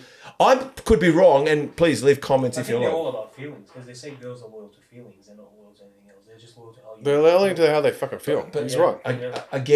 Again, you're Until they get to know you, I see what you're saying. You're talking about something when they've already approached you. We're talking about a feeling of far watching someone pull. Like I'm giving you the scenario. Their feelings would be towards that the guy in the McLaren must be. That's logical thinking. Switched on. Women aren't logical. Yeah, they're not logical. And they're I've very got it all wrong. and they're very intuitive. Yeah. They they pick up shit. So think about it like this, and I want you to think because every guy thinks So I'm going to open you up because you're a lovely guy. So I want you to think. I want you to think like this. So you won't. In your thinking is a guy should be successful enough to date a certain girl, and that's what I say to men like in that scenario. So, but you won't date a girl unless she's pretty enough. No, you're wrong. You're wrong. You're wrong. I'm saying to you that a guy, all right, beauty's in the eyes of the beholder. 100%. All right. A guy, if he sees a girl working at Macca's, Yep. will approach her. Yep. A girl who sees a guy working at Macca's won't approach him. I'm just telling you, that's how it goes. Why? Because we don't care what you're doing for work. We care about how we feel about when we see them, the attraction. But a woman doesn't get attraction. Like, attraction comes in many shapes and forms. I could be wrong. I'm not saying I'm not here to argue with you two. But what I'm trying to say to you is that... You're thinking like 90% of men, and I used to think like that. And yeah, but I'm trying to say to you that we're trying to... All I'm saying to you is, me, I don't care where she works. I don't care what she earns. All I care about is, she's pretty in what I see pretty. Oh, she needs different to Chris, different to you. Yep. And secondly, that she's got a nice heart and she's a nice person. Yep. When it comes to girls, predominantly that is usually the last thing they look at because they're looking for providers. To a certain extent they are. And that's biological. And I know for a guy that's driven a Mazda 323, yeah, a guy that's driven shitty cars and had shitty cars and still has second-hand shitty cars with him. Not today though, but I still would. Because I like cars. I'll drive anything. If I'll drive a 1978 Toyota Celica if I saw it, I'll drive it. But what I'm trying to say to you is that to a certain extent I agree. I don't think because I see if I see a guy with an expensive car, I don't symbolize that with wealth because I've got more cars than I have properties, and once upon a time I had more properties than I had cars, and I think I'm a fucking idiot because I should have more properties than I have cars. Now what I'm saying is I could do better, but at the moment it's like a wine collection. It's like my artwork. I used to think like as you're saying. I picked up the best looking girl in my entire life in a 1982 Datsun 720, and that was that girl I was dating. And she I remember picking her up from the city, and a bloke in a suit just saw her get in the car. My piece of shit. Yeah, but what year was that? When I picked her up in the car? Yeah, probably fucking 2016, 2017. In a Datsun? Yeah, there's a bloke in a suit just looking like his jaw fucking dropped because but that's a normal guy. He must have a bit of coin too because he's thinking coming across that. No, it is because it's no. And we fucked off beat Mount Druitt. We love Mount Druitt. Mountie County's good. You know what I mean? I hope so. But I understand. And I have guys driving Datsuns. It's okay. Yeah, I fucking drove a Datsun, but I'm trying to explain it to you like this. Let's say most guys won't give a girl a start unless she's pretty enough. It's just that simple. So you should be successful enough for a girl to give you a start. But let's take that out of the picture. Let's say you got a girl that's pretty enough that you are attracted to her. Okay, and you got the world's prettiest girl next to her. Now the world's prettiest girl's a fucking pain in the ass. She's a fucking bitch. You can tell that she's only in it for the coin.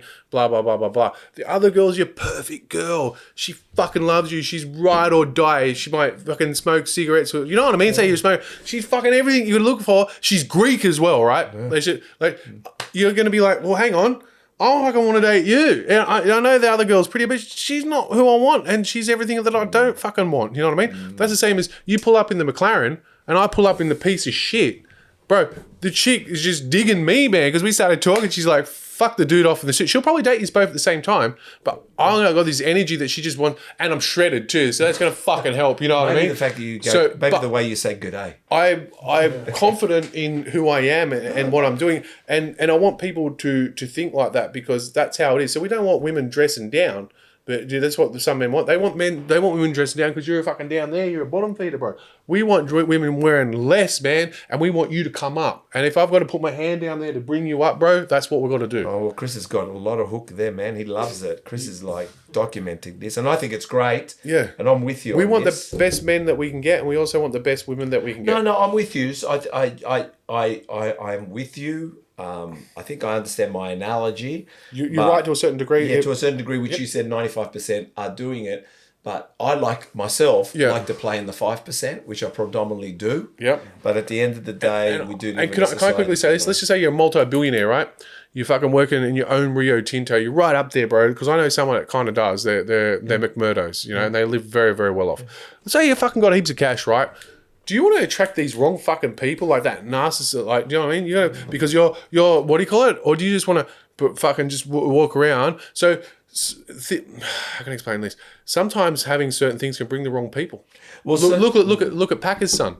No one wants to be his fucking friend. They only want to be his friend because he's got money. You know what I mean? So you're better off shaving everything off, going to fucking Kmart and just just be exactly who you are. And if you attract the right people, you attract the right people. When you attract the right people like yourself, Steve, let's go take you out to fucking Catalina at Rose Bay. You know what I mean? Let's go take you to really, really nice places. You know what I mean? We'll get the fucking that seaplane thing, and we'll go over to Church Point. You know what I mean? Wow. And when she asks where you live, you tell her you're living with the boys at Mountie County. You know what I mean? And you're doing all right. Oh, you know what I mean? Saved Mountie County. Mountie County's back. We like that. Saved Mountie County, and that's expensive. It's $1 million area now. No, we saved it. For a moment, I thought we lost them. Nah, man. Hopefully, they stuck around to the end of this because they have. They're lovely, lovely people. Do you think the media, because you're in it, aspect is generally, so do you think that the media aspect at the moment generally are posting or communicating as in regards to bodybuilding, perceiving it as a negative and distilling fear and anxiety instead of positivity? Like, what I mean by that is, do you think that once upon a time, it was probably only 3 years ago, maybe a little bit, maybe that, it was sex sold, like, you know, everyone wore very flimsy. Even guys were, like, some guys looked ridiculous lying on the beach showing their abs, which looked like they were half having a boner. And then there were women doing, you know, tricep extensions, but we thought they were doing glute exercises or whatever they were doing. But now it seems like everyone is calling everyone fat, lonely. You don't have it. You don't know the right exercise. You're not doing this right. Why are you eating healthy? You can have this. You know, do you think the media's created bodybuilding as not any more fun anymore, more fear and anxiety? No. I feel that people like, and this is where you can make a lot of money on Instagram if you know what you're doing. I don't want to tell people how to do stuff because there's a couple of different ways what we're rolling into that, and I don't want to give that away. Otherwise, everyone will go and do it. Don't give it away. You're going to tell me when we finish. Yeah, we've just got people. People think they're the most important person on the world ever since social media's come out. Yeah. And they have to have their say. Let them have an opinion. Okay. Doesn't mean I have to give a fuck about it. Mm-hmm. Like I said, if you've got haters out there, fucking, I want more. Yeah. If I've got 20 haters, that's their fucking job, bro. Yeah. Your job's to hate me, you know what I mean? So thank you so much for hating me. I need more of you fuckers out there to be hating me because all likes, views, and comments are helping, you know what I mean? Yeah. So just because someone has an opinion about you doesn't mean you have to take it on. And we don't know what circumstances that person's under, what they've gone through, what's built them in who they are today. Remember, we're all related. That's your brother from another mother, could be from thousands of years ago. So you have a strong faith, yeah? I do now, yep. How long have you had the strong faith for? For a while, but it's getting stronger and stronger and stronger all the time. What's the while? I would say after I went through the first breakup with that. Which year was that? Probably 2018, 2019. Okay, well, her family introduced me to the church. All right, so you're becoming seasonal through that. I go to the church. Well, it's amazing because she'd be a contradiction to you then. Yep. Because if a family introduced you to it and they're supposed to be a serving mentality and loving thy person and loving your But neighbor. it's- She seems to. But they're not is in touch with themselves as much as me and touching their subconscious. They're all just doing survival tactics All they're doing maybe just. just to survive. And to give you an idea, it's survival. Make it to It's heaven. not survival They're of all the fairest. wanting It's to survival of the fittest. You couldn't walk up to a lion in the jungle and you're fucking Jesus, right? And walk up to the lion in the jungle and go, I'm the fairest guy in the world. I'm the nicest person you've ever met. Please don't eat me. Lion's gonna go, I don't give a fuck if you're a good person or a bad person, bro. I need to eat, bro. And he's just gonna chomp on your ass. So it's survival of the fittest. You know what I mean? Doesn't mean you should. That's why you're born a man. It doesn't mean you have to be a piece of shit. You can still be a good person and try to do everything the best that you can. That's what I'm here for, and that's why I know I've got good energy, and that's why people keep following me and shit like that. And trying to help people. You know what I mean? But they got to want to help themselves too. I think you got a good mindset. Been through a lot to get here. Yeah, I think you have. I think you're here just hanging. Well, I won't say hang on to it. 100%, man. One day I thought I was going to have to shoot my way out of Burwood Police Station like John Wayne. I had some cop up in my face. I thought it's about to go down. I'm just going to fucking, and I'm going to be out of here. But look, thank God it didn't have to happen. And I'm here to this day to help the story. And I even helped him. You know, he didn't even know what a simp was, this cop. You know what I mean? I've helped. My goal is to help people, bro. I love it. So, all right. Well, we also seem to be collaborating with other media pages now. I'm seeing you're kind of close chumminess with Muscle Discord. Yeah. And the others. Matt. Tell me about that. He's a 2-time Canadian bodybuilder, isn't he? Matt something. What's his name? If you go to Rich Piana's account, one day you may. Rich Piana was following him. Yeah? Yep. So Rich Piana was following this guy. Yep. Matt, what's his name? I can't remember. Chinkorang. Yeah, I'm not going to try. I'd have to speak to him and find out, which I could. I send him a message now. He'll get straight back to me to find out how to say the last name. But I can tell you, Rich Piana was following him. So if you go to Rich's Piana, you'll see. He likes to either. I'm not sure if he's creating controversy or exposing controversy. He's doing his job. He's doing his job. And he's in his lane. He's in his lane. He's doing his job, and he's trying to make bodybuilding a better place. And there's certain people that don't want to hear that. They don't want to. They just don't, for whatever their reasons may be, and that's on them. But it seems like you seem as though you've wingmanned him together, but predominantly also just supporting. Getting the message out there, getting communication 100%. out there, and also 100%. which is helping your page, which is helping his page. I've stepped in up for a few different people, like Bob Chick, man. I was the one that named him the voice of bodybuilding. Yeah. And then he's at the Olympic going, I'm the voice of bodybuilding. Yeah, I named you that, bro. Did you? Yes. When was that? What year was that? I have to go through my Instagram and have a look. I'd probably say a few years back. Really? Yeah. No, before that, they never called him the voice of bodybuilding? No, I got it from, like, I just remember, like, you know, you got the UFC guy, let's get ready to rumble. Yeah. And I was like, that's fucking Bob. He's like the new voice of this shit. And I said it to him one day and he just rolled with it. What did he say when you sent him that? Oh, I can't remember. I Did he said, reply thank to you. you? Yeah, but I told him even recently, I said, no one's going to take your job away, mate. Don't worry about that. Like, fucking, I'll go into bat for you. And I'll go into bat for all of them. Like, you know, no one's here to take any... They're having a bit of a go at him, but anyway. Yeah, but so what? Like I said, if someone has an opinion about it, you know, who cares? No, he's pretty cool. I had a good time with Bob. He's a lovely guy, and he's with Panada. Same as Steve Weinberger. I was calling him Weinberger. I was calling him Weinberger for a while. I just put a wine there and a burger as emoji. I got a lot of time for him.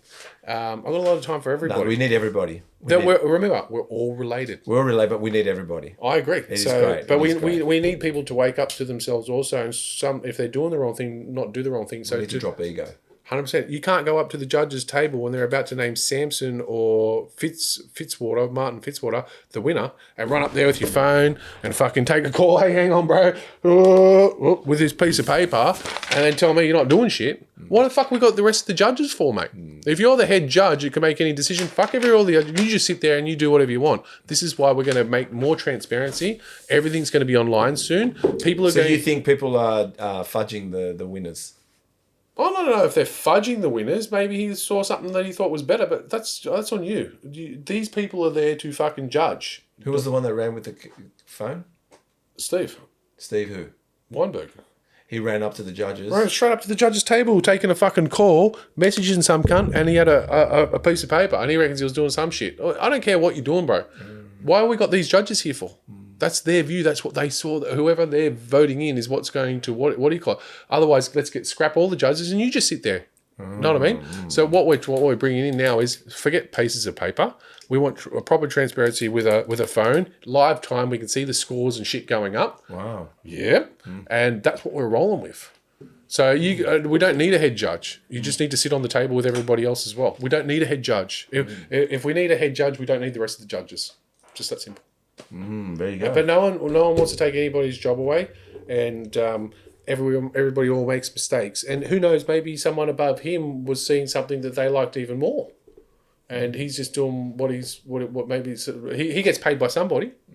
So I'm not putting anybody out there, you know what I mean? But we just want to make it transparent for the athletes and for the fans and for these guys doing their job, you know what I mean? That was not fair for Samson and not fair for Martin to be up there to be... Well, Martin ended up winning, but for Samson to see this dude doing... No. Which event was that? It was Els Prague Pro. So the only thing a head judge should do is... If you're going to have a head judge... It's probably when it's a split decision. Yep.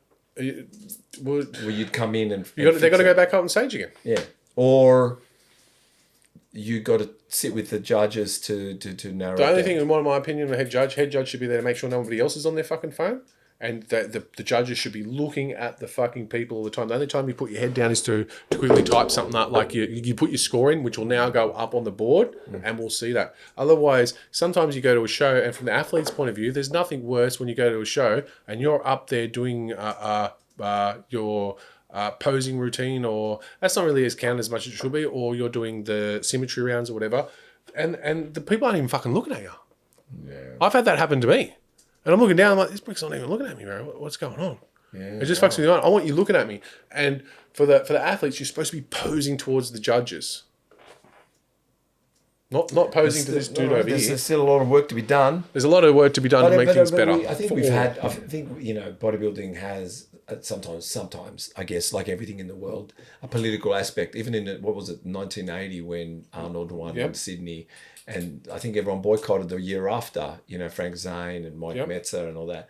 And I guess there was a reason for Arnold to win it. And there was a lot of things happening around it to promote the sport. I don't know, but I'm not saying that's fair.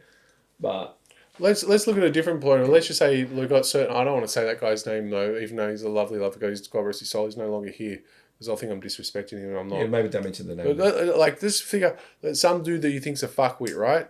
And then you got some dude that's amazing and you're running the business. Who do you want up there, man? Who do you want to win? The guy that's going to be a fuckwit and he might ruin your business, or the guy that's going to be selling more tickets later on and he's going to expand the business? That's what's going on. I don't think it's not. People for some reason want. I'm not about money. I don't give a fuck about money anymore. I just want to do. I kind of want to be like Rich Piana. Is what I'm starting to go towards. I don't even really care about competing anymore. I'll compete if I push in the right place. But it's not the be all and end all for me. All right, you'll be what would we call you? 5.5%. Yeah, I don't mind that. Do you know where JR came from? You ready? I should say Brad Vanderhorn, but he doesn't exist. Mike O'Hearn. Really? Yeah. Maybe you can be 5.5%. Because... Well, I'm still natty, so... but what is natural? Well, we could go down that road as well. A Big Mac's not natural, but I'll eat it. Well, no, but he spoke about 5%. Well, when I see 5%... Nutrition. No, I see 5% as anyone that does anything in the world. 5% is what matters. That's how I look at 5%. So when I read... I read... Like that. Yeah, 5% is what matters. Mm-hmm. Look, I read a book. If you can read it too if you want. I will. And we'll go over the body in a sec. I read a book. I told Chris to read it too. It's called The E-Myth. Mm-hmm. The E-Myth. Mm-hmm. I read this book back in 2000, the year 2000 starting. Right. The millennium. This book has been around for a long time, right? It's called The E-Myth, right? And it says 1 million businesses open up every year. 1 million. Yep. And 95% of them fail in the first year. 95% fail in the first year. Yep. In the second year, the 5% that's left, 95% of them fail in the second year. Mm-hmm. By the 5th year, you're lucky if 5% of them are left in 5 years. I believe that. And it's been a constant study. Like you said, exactly like when I mentioned about the girl at Starbucks and how 95% of people are thinking. I agree. 95% of people like that. But when I saw Rich Piana doing the 5%, I actually thought he's communicating that only the 5% are doing shit and you want to be part of the 5%. Yep. If you're going to want to be a part of something and you want to be astounding, you want to be amazing, you want to be authentically you, Yes, is to be the 5%. I totally agree. What we need to do is get exactly what you've just said, but we need the 95% of people to. We need there's only 5%, like I said, and then at least the 95%, but we want the 5% to turn into the 95. There's always going to be assholes. No, what I mean, no. It's just that once you understand only a small number will follow you, support you, barrack for you. The other 95 will not, but they're still going to be around. Yes. But the 5% is where you need to go to the next level. And then inside that 5%, 95%, only 5% can take it to another level. 100%. There's so many levels. And that's what I'm saying is, even myself. So I've come to realize that. And so if you've got a great idea and you want one person to follow in your footsteps, you need to tell 20 people and then one person does it. It's true. Because you can sit there and go, I've done it. Not that I've done it. People said to me once, again, we're trying to go over the body, but it's not bodybuilding. One time I was reading Rich Dad, Poor Dad. He says the same story. 95% don't do anything, 5% do. He's right. He's right.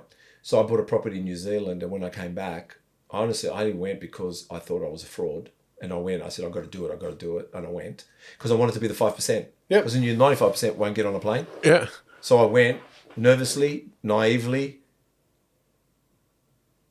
and I ended up buying, and I surprised myself, but it was a mindset. Have I got the mindset today? No. Meaning, truthfully, it's a different mindset. Once you got into that laser focus, like I'm in laser focus here, but that laser focus of jumping on a plane and buying property in another state, when back then it was we didn't even have the internet. It was phone calls. Oh, wow. Right? It was I bought it in 2004.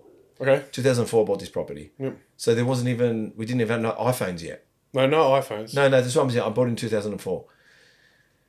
So when I came back, everyone said to me, and sorry, before I went, I didn't even tell my dad I was going. Yeah. And I was running my business, and when he goes, where's Steve?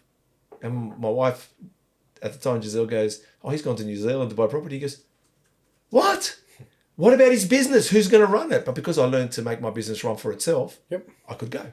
Good. But I knew if I told my dad prior to going, he was going to say to me, "Ooh, you think you're smart? You think you're smarter than everyone else? Why are you going? Why not buy property here? You don't have to go to New Zealand." That would have been my dad's words. But when I came back, he goes, "Hey, you're smart," because I knew I didn't ask him. When I came back and I bought, he goes, "Whoa, you're smart." But when I came back and everyone said to me, "How did you do it? How did you do it? How did you do it?" No one did it. I told 20 people, no one did it. I said, this is what I did. This is how I got the loan. I went to the ASB Bank. I went to Christchurch. It's got a good percentage return. But do you know what made me go? A girl told me about it and I acted. So it's not rocket science. You don't make it up yourself. Someone talks to you. It's up to you if you're listening. Yep. So this one girl was assessing my shop. She came to audit it. Yes. And she goes, your shop's great. I said, great, thank you. She gave you this advice? No, she goes, your shop's great. I said, good. What makes you be able to assess my shop? And she said, oh, I was in business. I said, what business was that? She told me she had a bakery. I said, okay. But what do you do now? She goes, I buy positively geared property. I went, where? She goes, Christchurch, New Zealand. I said, now tell me more. And then I ended up going. So 5% goes, she probably told hundreds of people. Yep. I came back, told hundreds of people. It's who's listening. So so it's always about who's listening. Yep, I agree with that. So like I said, it's not about what you know, it's what you're hearing. No, 100%. Right, let's go over the body. We finish off, and this is where you become a personal trainer. Yep. I'm going to give you a body part. Yep. All I want is one exercise, sets and reps. One exercise. So traps. 3 sets of 10. Of? Shrugs. Shrugs. Delts, we're going to go with redelts. Yep. Can we use a machine? Yeah. You can get, Like your pec deck, but use it as a rear delt machine. Yeah. 3 sets of 10. okay. Let's go 3 sets of 10. That's with right. All everything. right, so you don't have to say that. Side delts? 3 sets of 10. No, you said you're not going to say that anymore. You're going to tell me the exercise. Lateral cable raise. Yeah. Obviously, your 3 sets of 10. Yep. Okay. Front delts? Pick up a 20 kilo plate. Oh, there's a couple of different ways to do it. You can do it overhead as well because that'll target more. But if you want to pick up a 20 kilo plate, up and down, up and down. Up and down? Okay. Or 10 if you can only lift 10 or 5. Yep. Whatever you can lift. Back? Deadlifts. Okay. Deadlifts. Wow, for back. Chest? It depends how you want to hit it. There's so many different exercises. Yeah, just one. Let's go push-ups. All right, push-ups good. Abs? Abs are made in the kitchen, but Okay. we'll abs are made in the kitchen. Okay. Bicep? Bicep. I like hammer curls. Tricep? Oh, sorry, not hammer curls. I suppose like it's the hammer twist. Hammer twist, yep. Yep. Tricep? Tricep pull down. Forearms? Forearms come up with all your compound movements anyway, but raises like actually put your hand on a bench. I don't know what the exercise is called. Hand on a bench, up and down, up and down. Barbell or dumbbells? Yeah, and both sides. Yeah. I train forearms. Everyone says no, but most people that tell me about their forearms, sometimes they don't look. I mean, I think if you don't have them genetically, like my forearms are good now, but I've worked them all my life, and my calves are good now, but I've had to work them all my life and find out what works. Yep. And not touching them doesn't work. No, definitely not. My ones have to be stimulated. Yes. Even my traps, and some people go, I don't train traps, but I do. Quads? There's so many different ways. So look, squats, Hamstring? leg curls, Glutes? hip thrust. Oh, guys should do hip thrust. If you want glutes, I do hip thrust. Calves? There's all different calf raises, but calf raises, definitely calf raises. Tibialis? The back of the calf. No, that's the front. Tibialis. It's a technical. You don't worry if you don't train. I just try to sound smart. Train, it's just cars. I just try to sound smart. Where can we find you? Promote yourself. You can find me on Australian Bodybuilding on Instagram. Australian Bodybuilding. Yeah, that's where you can find me. Simon. That's where you can find me. And if that girl who broke me sees this, don't come and find me. Like, just go find God, and that's all I can tell you to do. Don't come near me. Don't follow me. I don't want to see you. All right. Yeah, I think Chris can work on I've that. I've moved on. Yeah, It took me a long time. Moved on, man. Moved on. I've moved on. And I'm a millionaire if she comes back. Multi-millionaire. Don't come back. yeah. I wish you the very best. Yeah, no. I prayed to God when I was 13 to marry this girl once, and this is before all the girls, to marry her and to look after her for the rest of my life. And God's given me that wish, mate. Like, I didn't quite marry her, but we were together. She's looked after the rest of her life. It didn't give it to me the way I wanted it, but we're engaged to get married, and she's looked after the rest of her life. I didn't say get married. I remember praying to God. I remember fucking doing it. I was 13, and I was like, I want to be with this girl, and I want to make sure she's looked after the rest of life. I was with this girl, and she's looked after the rest of her life. God gave me my wish. And you know what? I wouldn't wish ill on her. I'm going to wish you the very best, but don't come near me. I'm in a good place. I'm surrounded by the most amazing people. And no matter what I put my hand to, I'm going to make it. Mate, It's been a pleasure. It has been a pleasure. It's my pleasure. and we love Mounties. We love Mounties. We love Mountie Mounties. County, man. We love Mountie County. We love all the boys out there. Hey, guys. Another podcast done with another wonderful guest. They're all greats, no matter who they are. To continue what we're doing and to keep supporting you and bringing the very best, if you could subscribe, hit the notification bell, press like, it only helps us to grow this channel even further. We really appreciate the support, and to go and find more all around the world. Bring them here to Muscle Talks podcast and share real, raw and honest conversation around a sport we love, bodybuilding. Thank you for watching this podcast. Thank you for watching all podcasts. Thank you for subscribing. Thank you for liking.